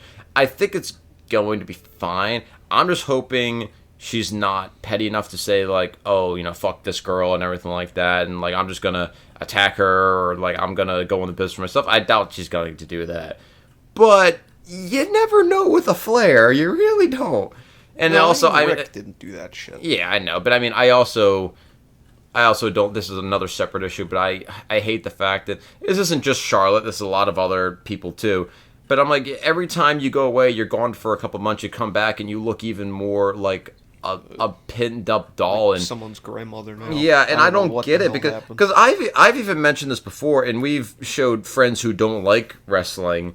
Our friend Ryan, we've shown him photos of what Charlotte used to look like when she first started and how she looks now and how crazy it is. And I remember he's never watched wrestling in his life, and he's like, what did she do to herself? This is crazy. I'm like, yeah, like we don't know why this is happening. You don't have to do that. And every time she comes out and she looks more and more like so much Botox and everything, and the face is pulled back, and she has 75 pounds of makeup on. I'm like, and I don't know if this is a her decision or if it's a WWE decision. Whoever decision is, it's bad. So then that's got to change. That's just my opinion on it. But I think match-wise, I'm casually optimistic about it. I think it's going to be fine. I am a little worried, though, only because I know Tiffany is a good wrestler, but I think this is really going to tell us if Tiffany is ready to be a good wrestler or if she is still, she still needs time. Because if she does not have, a really solid match with Charlotte, I think she's going to need some time to really develop more. Even though she's had a lot of time, I think she'd probably need more time to develop. But if they go in and they're what I'm expecting it to be, a really good match, I think Tiffany might be, one of the next, if not already is, one of the next big women's stars that WWE has. But I think this match is really going to tell, okay, she's either the next big one, quote Brock Lesnar, or are you still someone who needs another year or two, and then you're going to be to that point? Because I think over-wise, she's already over as hell. It just depends on if she's ready to take that mantle or not. But I'll let you go on your opinions now. I don't think she's the greatest worker. I think it's more that she's good at spot stuff. I agree. She gets carried. Not to say that's been bad so far. I just think it's a matter of she just needs some more time. I think she's pretty damn good. So there's a lot to say about this match, even because it's going back to the Royal Rumble and just what a reaction Charlotte Flair got getting the win. How these people vehemently hate her. Yeah. And a lot of this is, first of all, some of this is her fault, but a lot of this is not her fault. A lot of this actually goes back to that previous regime. Yes, it is. So 100%. they've completely screwed her in the long term just because she's been getting booked like she's something that she's not. We even used to say, whether it was on the mic or in the ring, it's she's good, but she's not her dad. And the way they push her is not how she should be getting pushed, necessarily. And, I look at the Royal Rumble match, just to go back a bit, and it's well, everybody was mad Charlotte won. The thing to me, when I look at that match, is I'm who was going to win that match? I thought the same thing. Rhea and Tiffany at the time, Rhea and Tiffany were the champions. Mm-hmm. Io's someone you can get a good match out of, but I don't know if she's quite on the top level in this company, the way they book her, and just she can't speak English, so that doesn't help. But she's been pretty good, but she's not necessarily going to draw anybody outside of the company, so it's I don't know if Io could be the person. Bianca could win, but she was going to go with Rhea regardless, so that wasn't an option. Jade Cargill could win theoretically, but she's not ready, and that's obvious she's not ready. We might see at WrestleMania, but, she's not ready. Trish Stratus, but that wasn't going to happen at that time, and I don't know if they really knew that she was going to... we don't even know if she's going to be around this year or not, keep going forward, but she was there for the first 2 pay-per-views, or PLEs, or whatever. So, it's Trish could have won, but other than that, and that wasn't really going to happen at that point, Nikki Bella would have got the same reaction Charlotte had gotten had she won. So, my point is, and Nia Jax, nobody even wanted her here, nobody wants her here now, nobody wanted to see that. So it's my point is, who was going to win that Rumble match really other than Charlotte? Unless Becky came back and she's not there. Unless Becky came back or if AJ Lee came back in both times. Yeah, but AJ's not... Yeah, I guess they would have liked it, but AJ Lee's not... People are really romanticizing her, and I'm not saying that I didn't like her. I'm just saying the way she's been romanticized because of the marriage thing has really benefited her. Oh, yeah. And here's the thing, I thought the same thing the other day of, really, who would have won that women's match? But Charlotte, you can't take away that she is a fantastic worker. No one could take that away. She's 50-50, because it's I've seen her have terrible, sloppy matches, and she misses her own finish a lot, but we've also seen where she gets on pay-per-view, and she's completely serious, and she, working Rhea Ripley a couple years ago, one of the greatest, had 2 of the best women's matches I've ever seen, but particularly the one at 39 was the greatest women's match I've ever seen so far. So I think her and Tiffany is going to be good, and I think she's motivated to do good, especially because everyone's shitting on her, saying how bad she is, which I don't understand that in the slightest. People, if you want to complain about her booking or how she is as a person or her personality, no problem whatsoever. I will agree. I think Charlotte Flair, especially if she is how she acts like in person when she has like the boo boo face on everything, I can see people saying like, wow, like she really is a bitch, and I could probably agree to you on that one. But for anyone to say, it's the same with like when people talk about people who have like bad attitudes and stuff like that, like especially like imagine like Randy Orton when he first started, everyone's like, oh my god, he's such a shithead, but he was fantastic. Same with Charlotte, like she's not the best personality wise, but anyone saying that she's not a good worker, I think I just vehemently disagree. I think she's a great worker. I don't know how this is going to go. And like you said, she's got a good WrestleMania record. I'm not talking about the wins because she's got a lot of those she shouldn't have, but her WrestleMania record, you know, as far as carrying people, has spoken for itself. Really, I mean, in a lot of the matches, anyway. I mean, so, you know, like the 3-way at 35. But they hate her, and it is. Well, that's what I was going to say. It is crazy how much they hate her. They didn't even hate Dominic like this. They want Charlotte off television. Hate her, like, yeah. And you would think, and it's crazy because she just got back. That's the thing. She was gone almost a year and a half. I was thinking that, like, how many people have legitimately been injured, an ACL tear, returned, and have been vehemently said, get the hell out of here. And you know, credit to Stevie Richards and his YouTube channel, because he's talked a lot about this. Look at how they promoted her going into the Royal Rumble, where it was like, she's on a yacht, and she's talking about how she's better than everybody else. That is true, but yet they gave her like a baby face comeback win, and then kind of introduced her as a baby face on Raw, and then that changed quickly, but it was just like, I don't know. And it's funny, because I'm almost at the point where I think Charlotte should win just so they can run with this, because the thing is, she's kind of got that heat where, like, they want her gone, but I don't think they'd stop watching even if she won, and I'm almost thinking you should run with this, because what heel in this roster has this heat right now? I agree, because here's the thing, and I know you and me joke about it before with, like, you know, Hulk Hogan say, where do we go from here? Where do we go from there?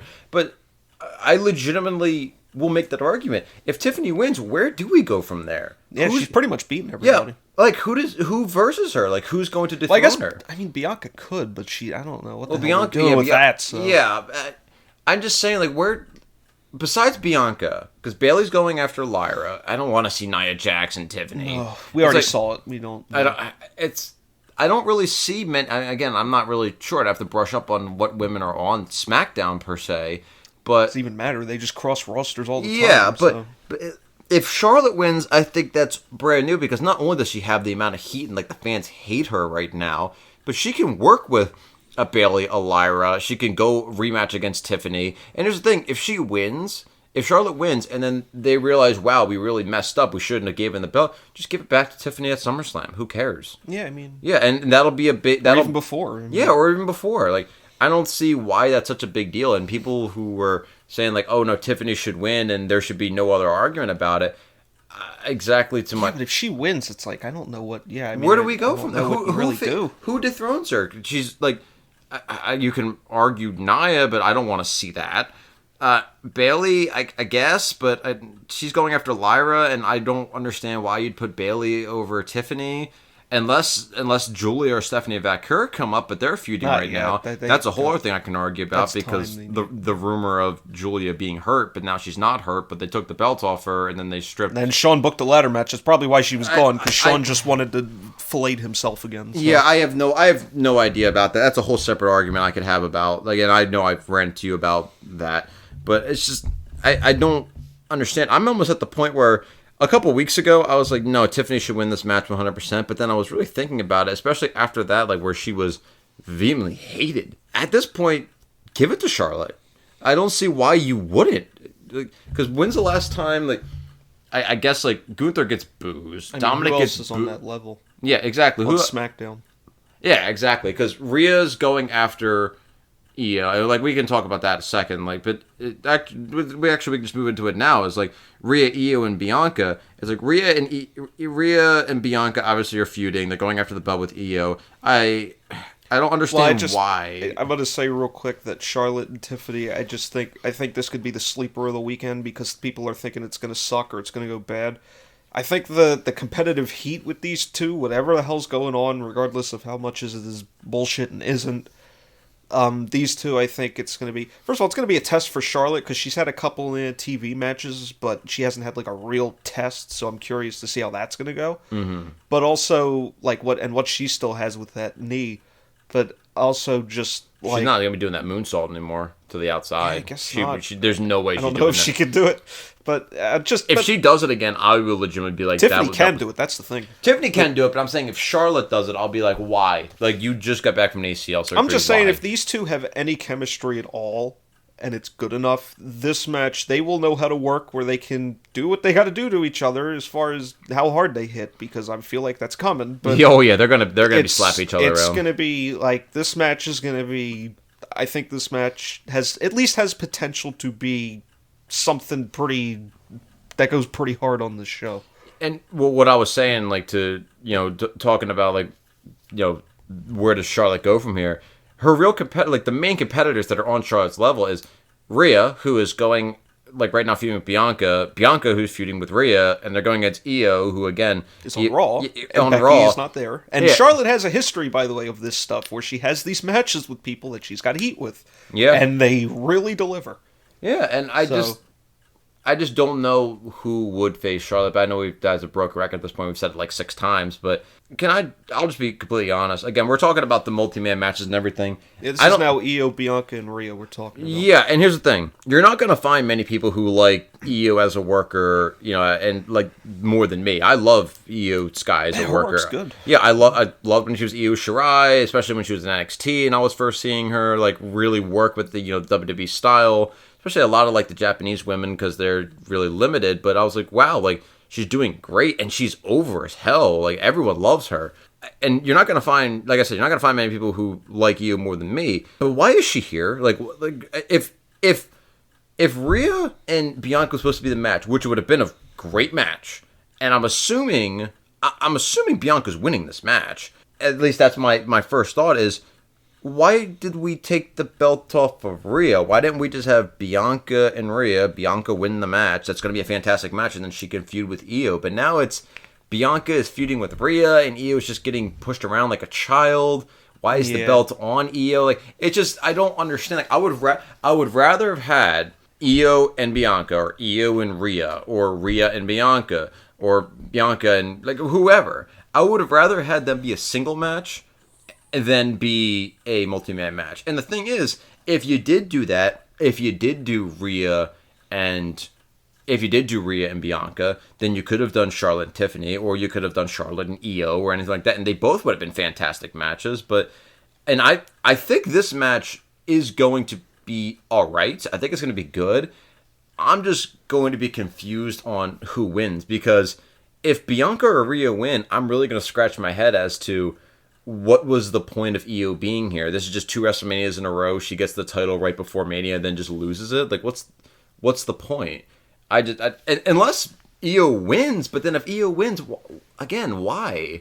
It just doesn't make sense to me. Unless somehow they screw each other and then Io hits a moonsault, 1, 2, 3 wins. But I think the match is going to be good. I just don't understand why it's happening when we could have just had a singles match, and it'd have been, at least in my opinion, 10 times better than a triple threat, which can either be awful or could be another Sheamus, McIntyre, Gunther, and be one of the best 3 men we've seen. Benoit, Triple H, and Shawn. Yeah, and to be one of the best matches we've ever seen. It's like it could be that, or it could just be 3 random people who were just hitting moves. It's like AEW, where I had to watch that Omega Mike Bailey Ricochet three-way that went like 35 minutes, and it fucking just went on forever, and it was just all bullshit. But yeah, I mean, so like it could be good, and I'm not saying, I think with these 3 women, especially Rhea, who you can argue is the best women's wrestler in the world right now, and I would 100% probably agree with you.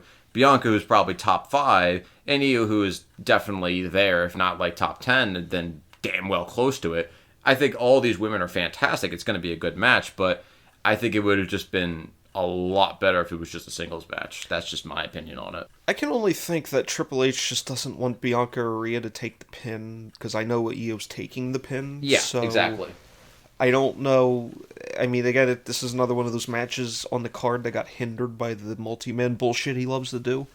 But I'm guessing it's just, I can only imagine he just didn't want it. Or they're saving Bianca and Rhea for SummerSlam, but if they're doing all this stuff with Jade, I cannot imagine that Bianca and Rhea is the match for SummerSlam, so that can't even be the excuse if that's the case. So why this would be a 3-way, I have no idea. Bianca and Rhea's kind of been teased for like 2 years. When you look at some of the matches on this card, it really does just look like Triple H just does not want people taking pins. Yeah. That's the only thing I can think of, because it's just like, otherwise I don't know why this is happening. And I mean, I agree, and I like Io Sky as a talent, but this is not like the money match here was Bianca and Rhea. Agreed, completely. And now, and they're not even treating her like a main eventer, which is kind of hard to with Io. I mean, but you know, and they're literally pushing her out of the way on TV, which is almost kind of what you have to do. But it's like that doesn't really help her out, and it doesn't really help this match. And I don't know if you saw a couple weeks ago, they did like that weird segment on Raw where it was like they got into a fight, but it wasn't a fight. It was like doing a minute's worth of like weird wrestling transitions, and it was sloppy. On top of the fact that would just be really dumb to begin with. I don't know why in God's name they did that. But it was really bad, and it was sloppy, and it just looked awkward, and the crowd was silent, like, just watching it, like, what the hell are they doing? I thought you were going to talk about when when Io Sky basically broke Rhea's nose with that drop kick. No, well, yeah. God, she laid in that kick. Yeah, that was nasty, but no, I'm talking, they did a segment a few weeks ago that was just one of the most awkward things I've ever seen, and I would never do it again. Again, another, like, it might be good, but this was... You know, you were looking, again, it's WrestleMania, I'm looking for the big matches and the big payoffs, and we just threw somebody in here that didn't really need to be in here. And I don't know why, other than Triple H just does not want one of them taking a pin right now. That's the only thing I can think of. It makes me feel bad, because, as you said, this has been... And then, Io's going to eat the pin, and then that's going to be it. Yeah, and this has been built up for years of Rhea and Bianca. And I think we even said... because it was Rhea and Charlotte, and then we were like, oh my god, like it's going to be Rhea and Bianca, and it wasn't, and now we're here again, and I'm like, okay, like Rhea and Becky last year was great. That was the first match that started, night one. Great match. Not saying anything about it. Glad Rhea won that match. And now we're here, I'm like, why? Again, Io's a fantastic talent. Love her in the ring. But why are we giving her the belt just to take it off her so she eats the pin? I'm like, Again, I know you don't want Rhea eating the pin. I know you don't want Bianca eating the pin. But at this point, I would rather have them take the pin. Because again, if Rhea takes the pin, she's so over right now. If she loses a match, who cares? Like, really, at the end of the day, who cares? Yeah. It's not like she's going to lose the match. It's not like UFC where you lose a match, you're not going to be seen for 6 months, and then you lose your belt and you lose like all your credibility. Charlotte does that sometimes. Yeah, but I mean... Rhea's at the point where she's so over that people are legitimately like saying they want her to be her mom and everything, which I mean that's a whole separate issue with some people. It's like her losing wouldn't do anything, and Bianca is so good, and she's one who's freakishly athletic. Is again like her losing a match, who would I doubt that would be anything really major. I don't see why he has shoehorned this in. I think it's exactly to your point of he just doesn't want people eating pins, and he's trying to do something smart, but I think it's only making things worse. It's not helping the card. Or he just wants to give off payoffs, like, oh, I have to give you a payoff here, but it's like... Yeah, because we've seen some of that, too. It's just... I mean, again, that's why... This Jade thing makes me think that it must be Jade and Bianca at SummerSlam, but either way, I'm just convinced that Triple H is holding off the bigger matches for SummerSlam, because SummerSlam does not really sell out in the big stadiums, and now they got to run 2 nights of that for whatever reason they're doing that. So now which makes WrestleMania less special, which is a really dumb thing to do. But either way, people rumoring Royal Rumble 2 nights. It's like, no, you don't need all that. It's going to start to bite them in the ass eventually. That's really dumb. I mean, they just want to sell out SummerSlam for 2 nights, I think, so they're saving some of these bigger matches for that. I could be wrong, but that's my guess, because SummerSlam does not historically sell out in the big stadiums. Like, it's usually not half empty, but it's like, it's a little empty at times, for some of those big stadium SummerSlams, so that's my guess, and I just look at it like, if I'm expecting WrestleMania and I'm going to pay WrestleMania prices for the card, why am I going to pay for a card that you didn't, like, you just kind of threw some shit together? And some of the matches on here look like that. It's like we didn't do any storytelling for some of these. Not anything real that, like, between 2 guys where you could have, like, a real feud. It was just stuff they threw together, so I don't know. Triple H has done a bit of that, but... Yeah, the match might be fine. We'll see, but it just I would have rather just seen Bianca and Rhea, and I would like too, Io. yeah. But, yeah. I like again, love Io, but she does not need to be in this match. Again, if we're doing Charlotte and Tiffany, why can't we just do Rhea and Bianca? Because you can make the argument you don't want either Charlotte or Tiffany taking a loss. I think Charlotte's taking the loss now, because originally I thought she was going to win, but now looking at this, like, I don't know. I still think I'd run with it, but I don't think they want to do that. I legitimately had the thought the other day. I'm like, I wonder if her getting booed that bad the last like real couple shows. I wonder if that made them be like, we can't give her the belt. Yeah, they might send her away after. They'd be like, go home for a bit, but. Yeah, go home, come back. You're gonna get, and I think maybe we'll promote you differently this time. Yeah, maybe we'll actually make you a heel like you're supposed to be. I mean, we have 3 matches left to go over. Do you want to go over the world title match first? Well, speaking of people that don't need to be in certain matches, Jey Uso versus Gunther. That's my question. I was gonna say, do you want to do the triple threat and then do the last 2 title matches together? But yeah, no, we'll do the 2 main events. Go ahead. I want because I know you have a lot of opinions. Go ahead. Not even really. It's just like all the people in that Rumble match, and Jey Uso's the guy that won, and this is just one of those things where it's like, yeah, he's pretty over, obviously, but Yeet is probably more over than Jey really is. And Jey's cut good promos, so it's like I can't argue that. His in-ring work is decent on a good day, but he's just not a main event guy. And this is, I know they like to make people think he's a main event guy when he's main event Jey Uso in theory, but he isn't a main event guy. He's and the other main event. Jey's winning. They've been building this match the last few weeks in a good way. Like the builds actually got me a lot more interested, and I'm very curious to see how this match goes now. Actually, because working with Gunther, who's carried, just the definition of a guy that can just carry a broomstick. Gunther's been incredible almost his whole run. It's just that. It's just he's been incredible in the ring. He's gotten better on the mic. I know people don't like some of his serious promos, or they think he's boring. I don't need everybody to be an ultra entertaining promo. He cuts legitimately solid, like, good pro wrestling promos. So Gunther's, he's done better in a lot of ways than I thought he would.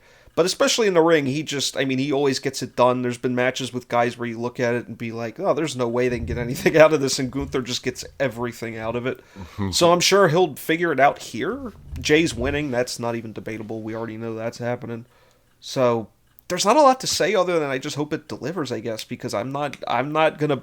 I'll just tell you right now, I don't buy Jey Uso as a main event guy, and hell, he's not even in one of the main events really on this show, so, which is kind of part of the problem with the world title they have, but I don't know, we'll see how the match goes. Gunther's, he's tremendous in the ring, but yeah, I'm not buying Jey Uso as a main event guy. I think he's perfect in the mid-card somewhere. This is my argument here with this, is Gunther is so good, and Jey is whatever. You want to make him main event Jey or whatever. I think he's very middle of the road. I think he's better than some people. The fact that some people say he's the best in the company, I just think, I think you just need to open your eyes a little bit. I think Gunther, as you said, to reiterate your point, he's going to get everything out of Jey Uso. He's going to give Jey Uso probably the best match he's ever had, probably the best match he ever will have. I would think. But the other week, when he gave that serious promo about him attacking Jimmy and everything like that, where has that been? Yeah. It's been all these promos about, I'm going to beat you, Yeet, I'm going to kick your ass, Yeet. Again, and I didn't even like that promo. Not because of the promo, it's because they did it in the wrong, they did it like backwards. Like, he got serious with him after Gunther almost killed his brother, and it's like, wait, you're not going to attack him this week? Yeah, I don't... They did this so backwards. That was the only thing I didn't like about it. But other than that, as far as the segment, yeah, it was good. I agree they did it backwards, but, like, serious Jey Uso can cut a hell of a promo. At times, yeah. Yeah, when he was doing the promos, when he was kicking Jimmy out of the bloodline and everything like that, and he was going off on Sammy and like the history there, like he can cut a damn good promo. And I think, and I know this is like the point that Gunther's been making, and I think it's a little stupid, but I will agree that I think Jey Uso's fantastic in a tag team. Oh yeah. I don't see him as the world champion. And as you said, I'm really hoping Triple H smartens up and doesn't give the world title to Jey, but Jey can't lose. Jey can't lose because he's been losing so much, but that begs the question of Jey's already lost 3 times in a row. Why is he getting the 4th match against Gunther when Chad Gable didn't? Again, going back to that point. But I think the match is going to be good because Gunther's going to make it good. Yeah. Gunther can make anyone's good. He's probably going to give Goldberg the best 5 minutes of his life. If that happens. If what we think, I would hope. If it's not Goldberg and Gunther after all this teasing they've been doing, especially I remember when we were watching that one pay-per-view and he came out and he was like, oh yes, Bill Goldberg. I remember popping so hard with that because I wanted to see it. And now I'm at the point where I'm like, if they are going to take that belt off of Gunther, that better be the next match. That better be the SummerSlam match. I would hope so. If it's not, if they're taking the belt off Gunther and they're not giving him Goldberg and they're not doing anything else, I'm again just going to question, what was this for?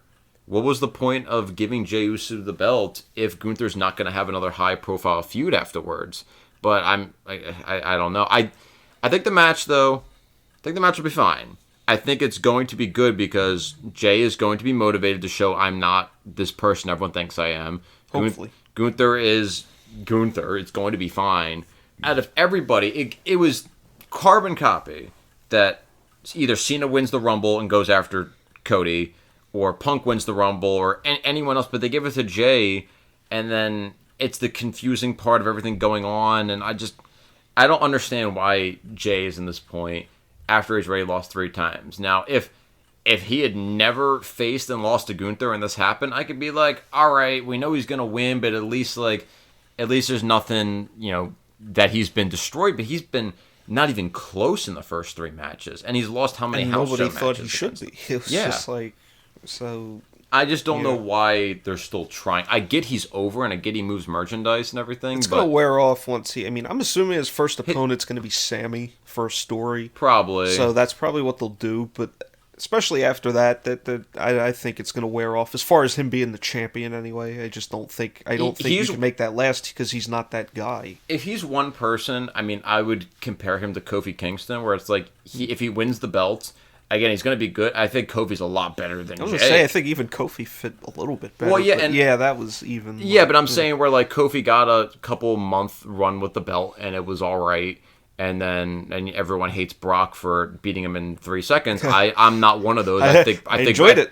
Yeah, exactly. It was beautiful. I think that match happened exactly how it should have happened. Yeah, because nobody bought that shit. If anyone in their right mind believes that Kofi Kingston would actually stand more than 30 seconds in a legitimate fight against Brock Lesnar, you need to go get your eyes checked. So, but again, I think if they're going to do that, Jey gets the belt, he has a couple-month reign with it, he loses it, and then he just goes back to doing mid-card stuff. That's really what should happen. And I would have no problem with that, but I'm worried that he's going to get the belt and have a year run with it, which he really should not have. But I think it's going to last a while, unfortunately. But I think it will too, and that's what I'm upset about. Yeah, I don't think it's going to be pretty. Yeah. So we have 2 matches left to really talk about here to really close this out. Which one do you want to talk about first? You want to talk about the world title or the... I think it makes sense to talk about the triple threat first. CM Punk finally getting his Mania main event.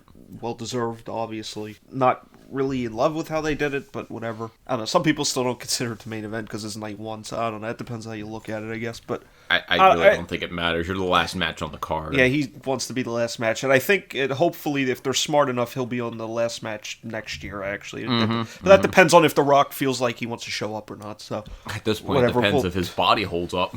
I don't think that's even the problem. I know everybody jokes about it. I get it because, it's like he got hurt with Cena and all that, but he didn't get hurt working with Punk. You know what I mean? And he didn't get hurt in the first match he had, and he hasn't been hurt in the tag match. So I think it might be more of just a cardio thing than it really is anything else. Cardio, because he's not a spring chicken. But anyway, that's besides the point. But this 3-way with Roman and Punk and Rollins, this is one of those things that was frustrating because it's just like, it feels like all of the guys involved in this have a bigger match just with one of the guys rather than both of them. So I don't really know why this had to be a 3-way. Again, I would just think Triple H does not want specific people eating pins. That's the only thing I can really think of. Yeah, I don't know. I think the match will be really good. Punk's getting his main event. Heyman could possibly turn on everybody, or he could turn on nobody. That's kind of the thing that makes this interesting. This really could go like a million different ways, and as far as the guys involved match quality-wise, they know what they're doing, so I'm not really concerned about the match quality. I think they'll have that pretty much patted down. So, we'll see what happens, but I am looking forward to it to some extent, just in general. I think it'll be good. I think this is... I know they're building it to be like, one of the best matches. I think the match is... Again, we were talking about it with Io, Rhea, and Bianca, but go back to that. It's like, again, I would rather just see Punk and Roman or Punk and Seth or Seth and Roman. I don't think this needs to be a triple threat. To your credit, I am extremely proud that Punk is finally getting his main event that he deserves. I know, like, last year when he was injured and he wasn't at WrestleMania 40, Nash, Dean, and myself were all pretty upset. Yeah, that was... We were all pretty upset, and we were like, oh my god, like, Punk's never going to get it, he's never going to get it, and it looked like he wasn't going to get it this year, and now he is. So I know that is just... Still would have rather been there to see it. Yeah, again, I still would rather be there to see it, but, Although last year we got to see him start one of the best feuds he ever had in his career, and then Drew's best feud ever, so that ended up... It was nice to see him get physical and start that feud, because that was... Yeah, exactly, great. And then he had, like, to go to sleep and everything. Like, it was definitely a good...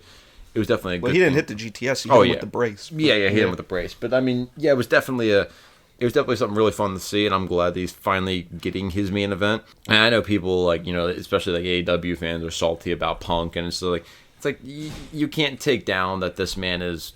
who this man is and his match quality, and, especially nowadays, Punk is just...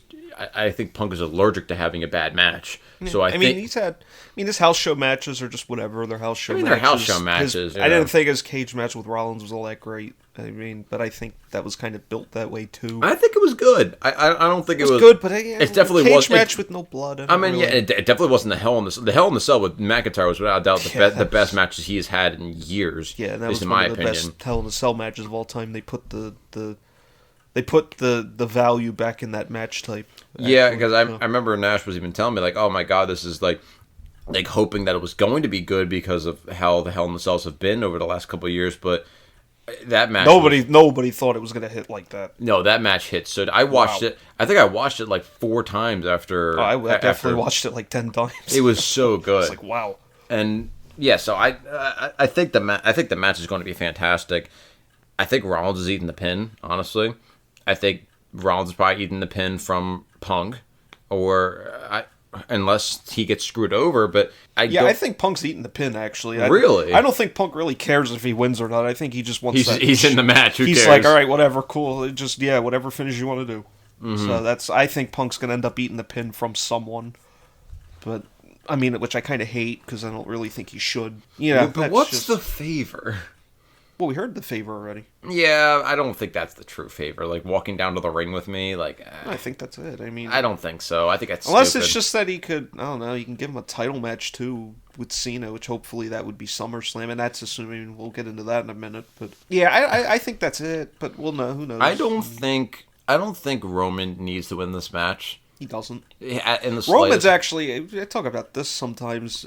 But, again, I won't get too off topic, but Roman's been doing a good job of actually, like, taking L's and putting guys over in the right places. Mm-hmm. Like, that's not something... That's kind of the problem with John Cena in that run he had. But, again, not to get too off topic, but Roman's been pretty good at, like, keeping himself strong and putting other guys over, actually. Yeah, definitely. I 100% agree. I think the 3-year title reign he had, or whatever, however the fuck...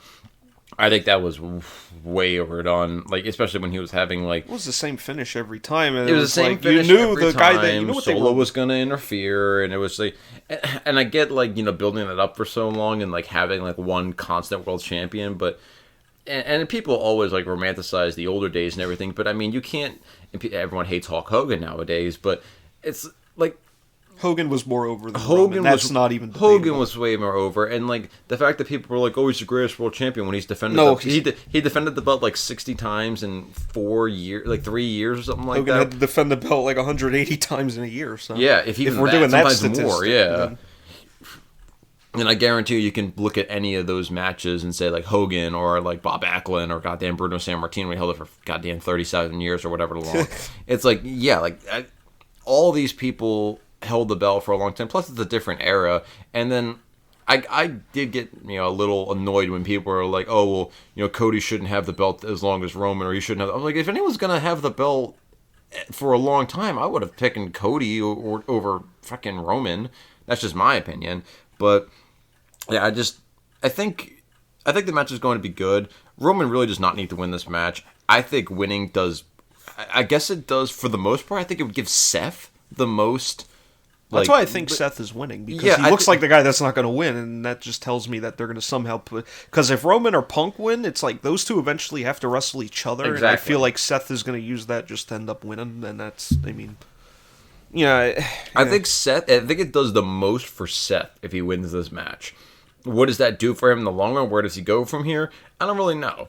But I think having that definitive win over Reigns and Punk, which he's never really had a definitive win over Punk ever. And I mean, the wins he has over Roman, it's like there was always like either like some controversy or something happened around it. This is gonna be like Triple H beating Austin and Rock. Yeah, Seth Rollins is unquestionably the Triple H of his era. So it's gonna be kind of where it's like, it's not that it's unbelievable or anything, but it's like the other two guys should probably win, but again, it's like, it's not... The other two guys are the ones that don't need it, so I don't know if it really helps, to have them win. I don't know. Yeah, plus the fact now, just looking at it, really, at the end of the day, why... And this is just me, like, a gripe against Seth, is like, Seth, when he is serious and when he's into something, like, he is without a doubt, like, fantastic. He's not on the mic, like, laughing like an idiot. He's not, like... He's not doing anything stupid. He's, like, legitimately... being the person he should, like being a grown man. But then when he comes out in like these masquerade outfits and everything, and he's dressing like a woman. There's no other way to say it. He's dressing like a woman, and like it's funny because we're talking with our friend Gary about it, and he even said he's like, the Seth made the comment that Becky dresses him, and guess what? Becky's fashion sense ain't that good either. Which that's the problem. It's like he's dressing like an idiot, and then he's going around and he's laughing and he's like wearing like high heels and everything, and I'm like when Seth used to come out in like the black and the gold and the white and the gold cool. and the Shield gear, and then he would cut those promos. I'm like, man, this guy's gonna fucking kill somebody.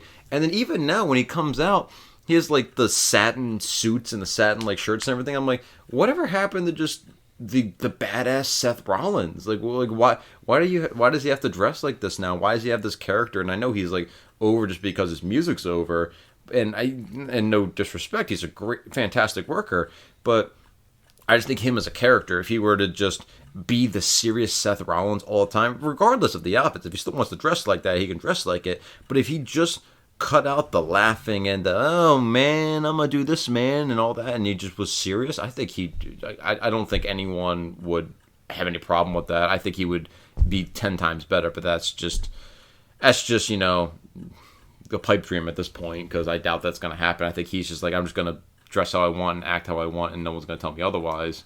But you see how he is against like Punk, and how he like vehemently hates Punk, and how he just really like gets in these promos like, you don't deserve it, and like he gets serious, and it is so good. It is so damn good.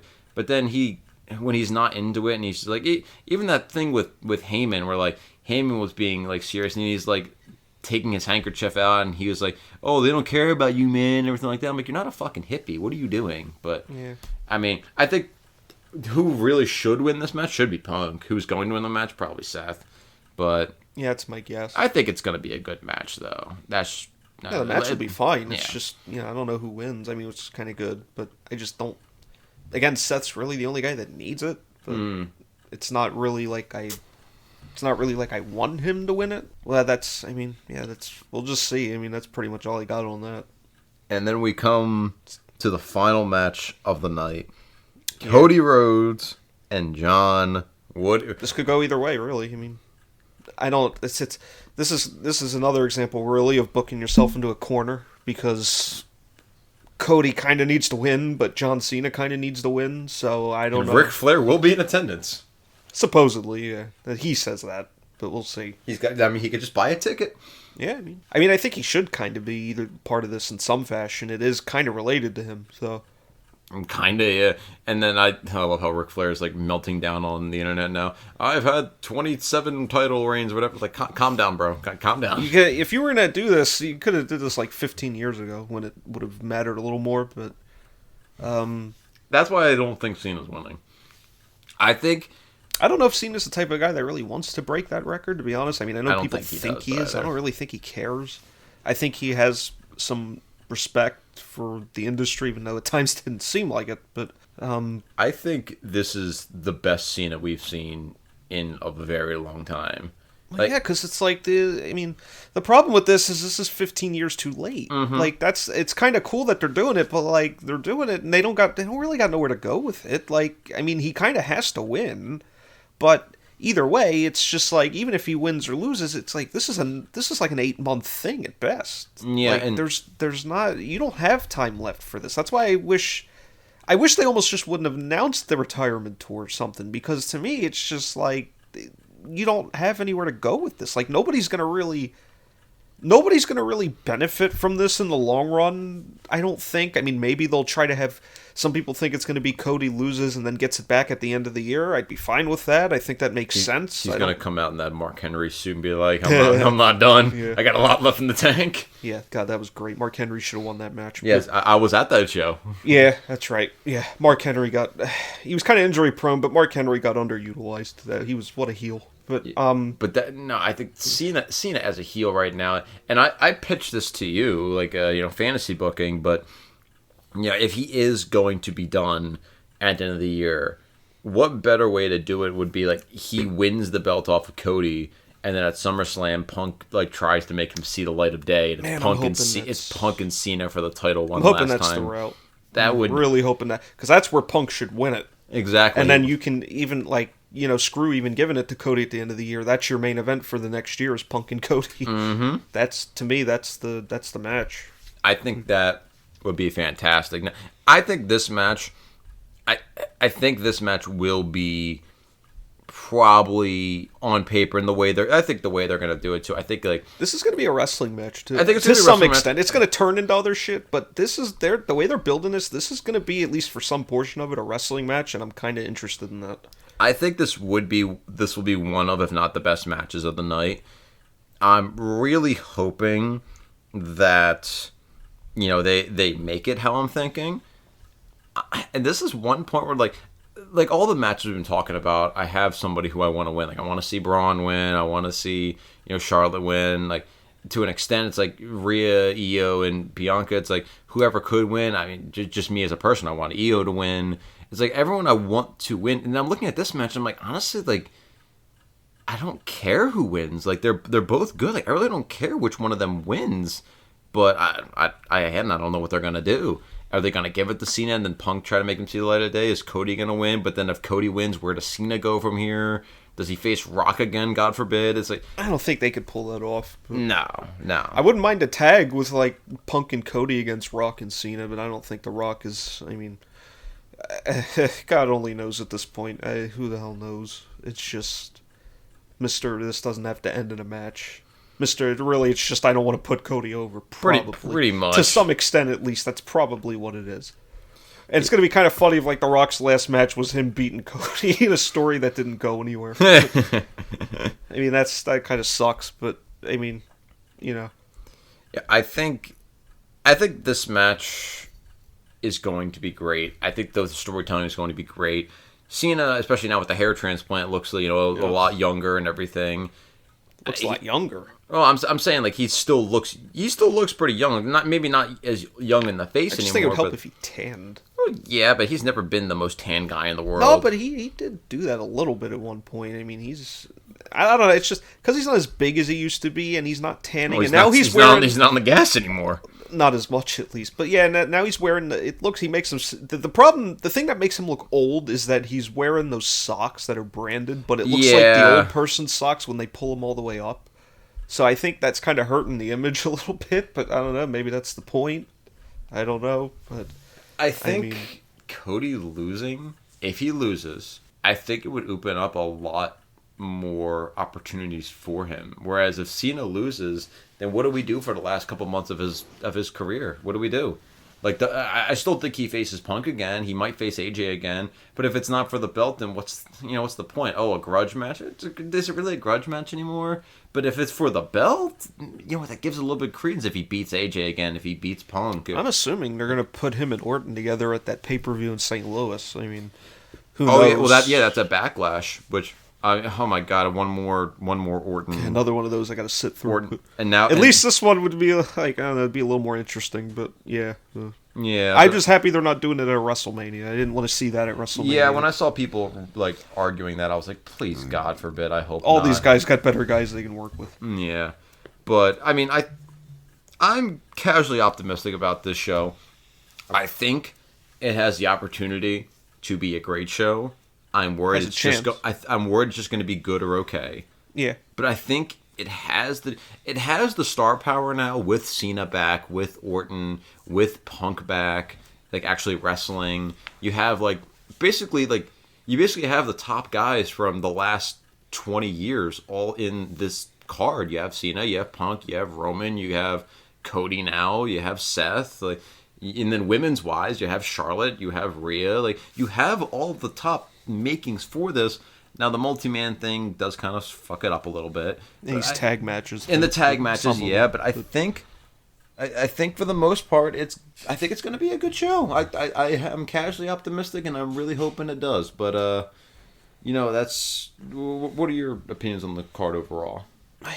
I mean, it's not as bad as I thought it would look. I think that on paper, I think it kind of looks better than the WrestleMania 40 card, but in some ways it looks worse at the same time, so I don't know.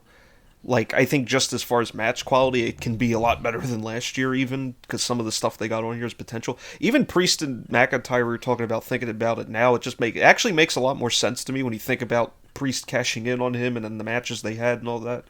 So I think that makes sense. I think the problem is Priest just didn't get to the level they thought he was going to get to when they wanted to do this.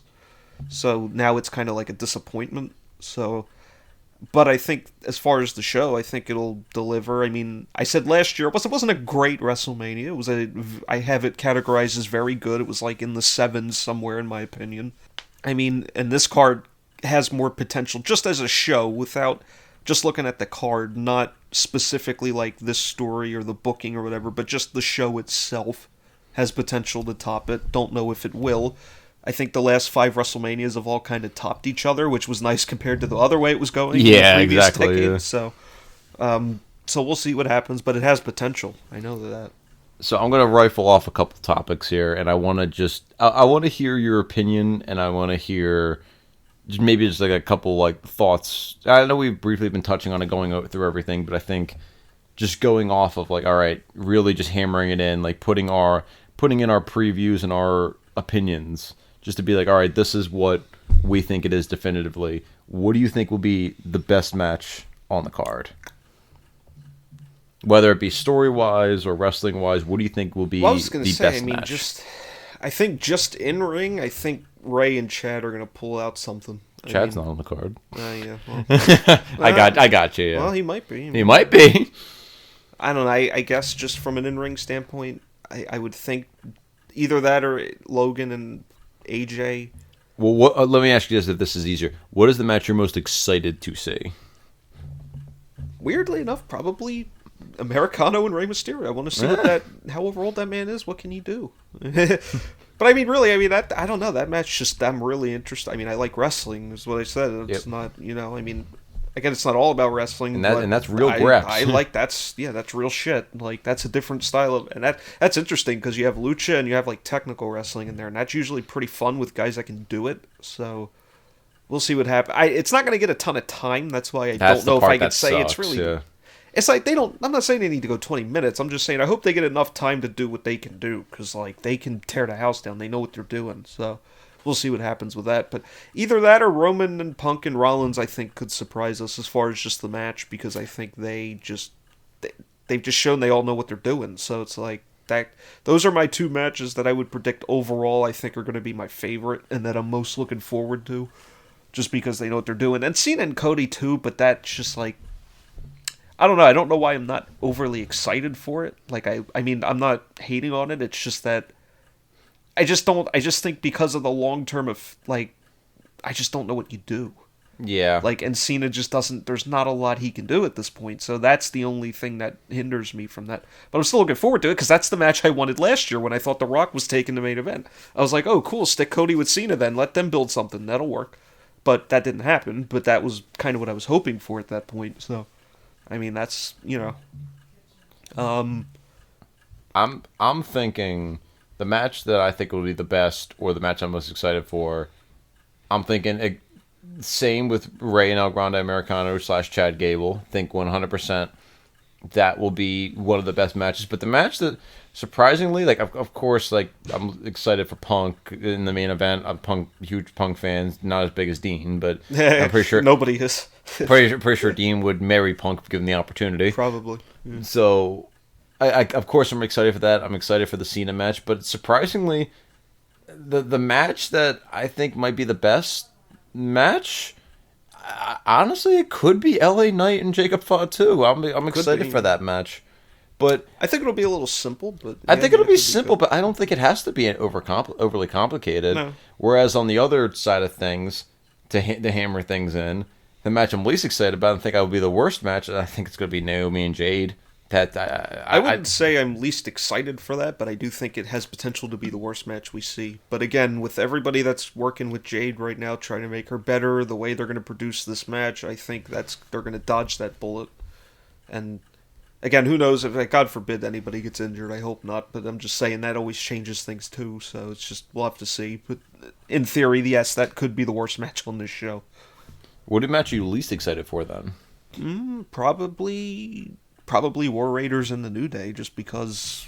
See, really? Because even the women's tag, it's like I like Lyra and Bayley can work enough to where I know that match will probably be better than it should be. The War Raiders New Day one just doesn't really have anything behind it for me. I mean, I guess if you liked the New Day and now you hate them, maybe you want that. But just overall, I haven't really been. They don't give a fuck about their tag teams, so it's like... Yeah, so why should we? Yeah. And Jey Uso, it's not that I want him to win, but I just know Gunther will give him the best match he's probably ever going to have, so I kind of want to see that. And they've built that match up very well, actually. And what do you... Okay, and like, I get it, I really do. What do you think... Yeah, I know I said my biggest sleeper is probably LA Knight and Jacob Fatu. And what is the match that you think is going to be a sleeper for, like, okay, this match, like, I wasn't expecting it to be, but this is probably the best match. I think for everybody, it's going to be Charlotte and Tiffany.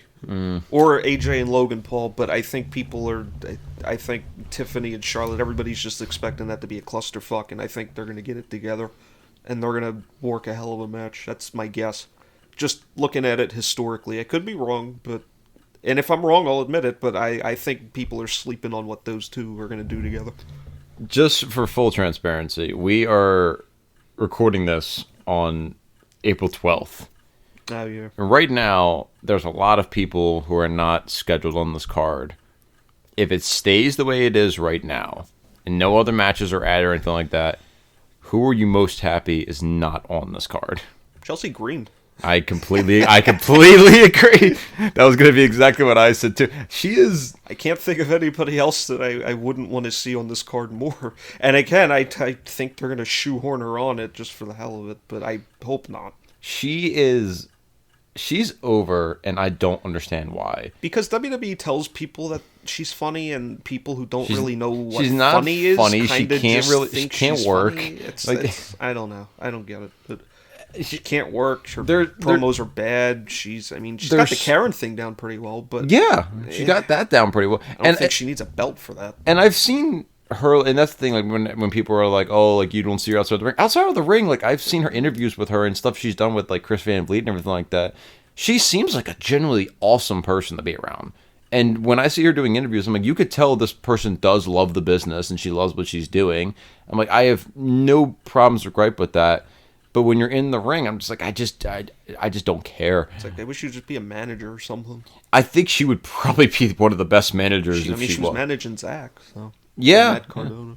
Yeah, Matt Cardona, Zack Ryder, yeah. And again, she was great at that when fucking Zach was on the Indies. Well, he still is on the Indies, but when she was in the Indies too, like helping him, it was great. And then obviously he was with Steph DeLander, and that was pretty good too. But like, I think him with Chelsea worked great, and I think if Matt Cardona does come back to WWE, I would have Chelsea stop wrestling and just manage him, because I think she is a fantastic manager, and I think that's something that gets lost nowadays of like an actual manager role, because besides Paul Heyman, who do they even have another real manager?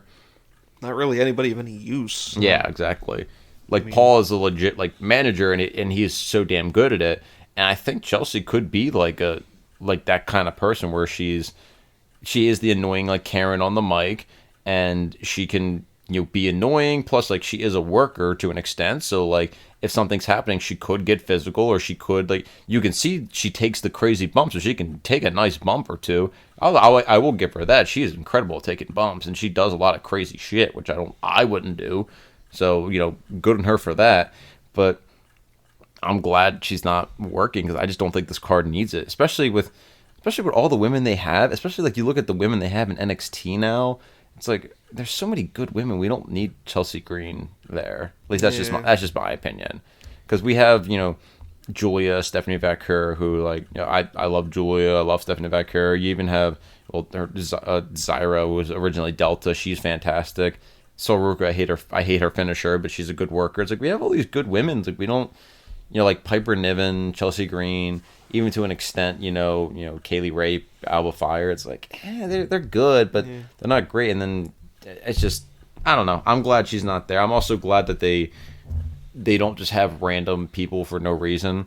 Like, it's not like we're seeing just like a bunch of the random like luchadors, like the We got that last year. Yeah, it was kind of nice to see Rey Mysterio in person one last time, though. Yeah, and I'm not saying Rey Mysterio. I'm just saying like the random people like when they threw Jade, like they did the Kabuki Warriors versus Jade and Bianca and Naomi just to get them on the card, and it was just really it was just random. Necessary. It's like, why is it there? Even though, again, I love the Kabuki Warriors. Like I loved Asuka when she first came in the company. I was hyped for Asuka. Oh, that's one that's not on the show. She's still injured. Asuka. Yeah. Well, I heard her and Kairi Sane are actually close to coming back, which I'm excited about. But damn, yeah, Charlotte missed last year and Asuka missed this year. How about that? Yeah, Asuka's also like up there in age now, which sucks to see, because I'm like, man, sooner or later, like we're gonna see our last Asuka match, and I don't want to see that, because she's one of the women. I'm like, man, I want to see her. I want to see her with Tiffany Stratton. I want to see her with Julia. I want to see her with Stephanie Vaquer. And I think we're gonna get to the point where Kairi Sane has another match with Julia. I would be shocked if that didn't happen. Oh yeah, they will. Because they already teased that, like after Julia was backstage with Stephanie Vaquer when the Io and her were champions, and she went backstage and her and Julia had a like face to face, and I was like, oh, we're gonna bring back that old Japan match, huh? But it's just, I'm glad that there's not just random mid card guys on the card, and I know people talk about the Andre the Giant Memorial Battle Royal. Ugh. And they're like, oh, that should be on WrestleMania. It's it shouldn't. It's like, I don't want to just see 30 random dudes in the match. Well, then they started doing the women's one. That was even worse, mostly because the women in it fucking sucked as far as working a Battle Royal, so it was an awful match on top of you were just wasting time. Yeah. Whereas the men's one, at least typically, except for the bad comedy they did in the later ones, was okay. But yeah, it's just. But either way, it doesn't need to be on there. I like how they started just doing it on the SmackDown before, which they're doing again on the SmackDown. Which I think, so I think that's fine. You don't need all that shit. Yeah, and I'm glad that, because I heard, and again, I don't know how true it is. I'm not there, but I heard a rumor that they pay them for like a WrestleMania event at the Andre the Giant Battle Royal. It's like, hey, you're going to be on SmackDown, but you're getting the WrestleMania payout. And that's the way you do it. And that's the way you do it. And it just, so, because I know people are going to, people might, if they hear this, might come at me for hating on the women. My own family of women shit on the women's wrestling, so I just want to throw that out there for context. Like, it's not really as what you think it is. Yeah, and this is not a hatred to There's women that can go, but there's a lot more of them that can't. I mean, we were literally just talking about like Charlotte and Rhea, and like I said with Io Sky and everything like that. Like, you're not gonna find a bigger wrestling fan than me. And shit, even go back on it, when I first saw Penta, I think one of the first matches I ever saw of Penta was Penta and Io Shirai. And I was like, oh my god, these two are fucking incredible. Tessa Blanchard should be a main event woman if she wasn't being Tessa Blanchard. If she wasn't being Tessa fucking Blanchard, she'd be on this show somewhere. Yeah, and that's a whole other story about Tessa Blanchard. But there's so many good women's workers. Like, and we were even naming some of them. Like, there's so many good women's workers, but there's also so many bad women's workers. And I'm like, we don't need a lot of them. Like, again, Liv Morgan as a character, she's fucking great as a character. That bitchy little heel. It's like, yeah, but her and Bayley would be a lot better than the tag match. Yeah. And if we put Naomi with, really, like, just thinking about it, Naomi and Bayley, or Naomi and Lyra, or Naomi and Liv to an extent, or Naomi and Raquel, I'd be happy with that. But no, just her and I just don't think her and Jade is going to be good. And Naomi's even the tag match, yeah, Naomi's not really the person I would have put the weight of carrying Jade on. I think Bianca would do a lot better. Yeah, and again, I think that's just because they're waiting for that, so I think that's why. But that's what I'm saying. Like, if we built, because they don't know if Jade's ready, and I even I agree. I don't know if I'd have done that yet. But now that I'm just thinking about it, is imagine if originally they have it planned, which I'm sure it's where it's going, is Bianca and Jade. If they had that here, and it's like, yeah, then Naomi doesn't get on the card, but just hear me out. Jade and Bianca, they have that match. Bianca's going to do a lot better at carrying Jade than Naomi is. That, I think that's just a fact. And they're already building it up to where, like, Rhea and Io, and they just have Rhea and Io on the card. That match is going to be fucking fantastic. It's like, again, then we would have it covered up where Bianca is able to cover for Jade's faults, and where she's a little green, not sure, she can cover for it. And I think that match would be a lot better. And Rhea and Io would be fantastic. And at that point, if Io is supposed to win the match, then great. But if she doesn't win the match, it's not the end of the world that she doesn't win it. Rhea remains the champion. Yeah. And then you could do Rhea and Bianca at SummerSlam or something. But I don't know. But no, to your extent, yeah. Trust me, there's so many men I can shit on too. And then people would think you only like women's wrestling. It's like, you Vince. Yeah, exactly. But no, it's. Well, we can't say that name, remember. But I didn't say which one. Yeah, that's true. But there's just so much good nowadays, and there's so much talent nowadays that sometimes, and you probably agree with me, sometimes it's the people who really shouldn't be there are there. Like, again, like, just for an example, we're talking about the 4-way match between Braun and all them. You know, Finn's a great worker. Dominic's a great worker. I don't think they need to be on the match. I don't think they need to be on the card. Not really. I would rather just have Penta and Braun. Unless they were doing in the World Tag Team title match. Otherwise, again, it just kind of hurts. It's not really that it affects them. It's that it affects Braun, because Braun's, like, way above all these guys right now. Exactly. He will be. And he's still so young. Yeah, so it's like, I don't know. I just don't know why he's not doing something of more relevance for this show. Are there any surprises that you think is going to happen? Because last year we got... last year at Mania 40, we got the big surprise with Taker. I don't think anybody in their right mind was thinking that. Do you think there's going to be another big surprise? If The Rock's there, Austin's going to be there. If The Rock's not there, then Austin's not going to be there. That's pretty much just how I look at it. Well, actually, and it could go another way, too, where if Cena's winning, Austin's not going to be there, because they're not going to throw Austin out there just for Cody to lose. That would be weird.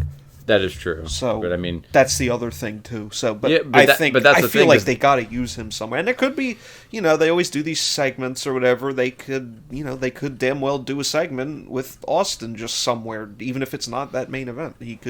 Somebody could come out and bitch, and he can come out and stun them. Like, that's what he does. And he does a pretty damn good job at it too. Wish he was wrestling. That's what I really wish we were seeing. But yeah.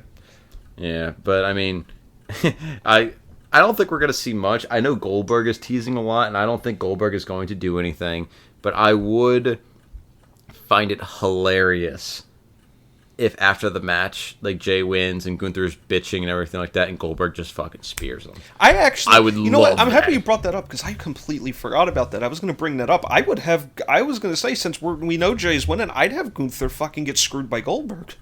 I'm happy you brought that up. I completely forgot. Because that makes perfect sense. That's your build right there. And that is his all-time favorite wrestler. Yeah, Bill that's true. Goldberg. And he gets to get screwed by his all-time favorite wrestler. Yeah. So, no, yeah, I don't think they're gonna do that, but I would. I would love it. Because imagine, like, it's perfect. I mean, Gunther's... that's how Eddie won his title, by the way. Yeah, was when Brock got screwed by Goldberg. I would love it too, because imagine, like, I can just like book it right now. Like, Jay ducks, Gunther chops a ref. First off, ref goes down. Ref dies because it's a Gunther Jay chop. Uso's getting his ass beat, or Jay Uso because Gunther Spear, cheats. yeah, Goldberg comes. jackhammer. Next thing you know, Goldberg's a babyface again. And somehow, I love how we said it, that since Triple H has taken over, he has been able to get both Goldberg and Paul Heyman cheered as baby faces. Yeah. How the hell did you do that? Well done. Well done. I don't know anyone else who could do that. A lot of people tried. For people that think Goldberg's coming back to work this 2-minute match as he usually does, he's not training like this for that. I can promise you. Oh my God! I'm not saying it's going to be long, and I don't know how good it can be because he's going to be a nice 6 minutes. Well, it's like he's going to be 58, and he hasn't been in a ring in 3 years, and it's Goldberg, so it's a hell of a risk. Don't get me wrong, but especially if he's working in there with Gunther, and they're probably going to plan it out, and Goldberg's going to train for this. This is not going to be the 2 to 3 minute Goldberg match that sometimes, in recent years he was just kind of called in short term for, so it wasn't like he had a ton of time to prepare. Not that with him it would really matter, but I mean, I just think that people are sleeping on what, especially working with Gunther and the fact that Goldberg likes to be hit hard and Gunther likes to be hit hard. I think those two are going to work something that'll be very simple and that will be fun to watch in a short period of time. And I would just point if Goldberg can keep up, that's the big part of it. Yeah, and I want to point this out because people talking about he only works like 2-3 matches and they're boring. Go back and watch the Brock and Gunther match. No, the Brock and Goldberg match at WrestleMania. That was like 5 minutes, and it was incredible. Yeah, well, especially because Brock just randomly leapfrogged him. I was like, "Whoa!" Goldberg did more in those Lashley matches than people. Oh yeah, he did a lot. Because I remember he got booed like crazy because people just didn't want to see it at that point, and it sucked because he's getting the boost that Charlotte's getting right now. Yeah, well, at the time he kind of was, but him and Lashley's matches were decent. I mean, they were a little clumsy because again, it is Goldberg, but they were pretty good. Like, him and Lashley worked the simple power match, and, it was fucking easy, and then they had the no DQ, and that wasn't particularly good. I mean, but, it was like Goldberg can do a little bit more than people remember. I know the last match with Roman was 2 minutes, yeah, but it was designed that way because Goldberg got called 3 weeks, at least according to him, he got called 3 weeks before. And it's really not that hard to believe. Mm-hmm. Especially with the old regime. They were just the Vince was probably just looking for a match to bring over there. Trust me, him and Roman could have worked a better match than that. Yeah, I agree. I completely agree. But is there anything else that you want to discuss on this? Because I think we really hit on everything going on this card. I mean, overall, I would say my excitement factor is a solid 7. I'm excited for the card. 6 or 7. I'm excited for it. But I'm also casually optimistic that this can either go really good or really bad. I'm more on the inclination side that it's going to go good, but I guess we'll just have to wait and see, right? Yeah, pretty much. I mean, it's just, we'll see what happens. I just hope it goes well. Well, if you got nothing else to say, I can wrap it up and say, thank you all for listening to us rant about wrestling for the last couple hours. This was Nash and myself, Noah, and we will talk to you all soon. Hopefully it's not, another year.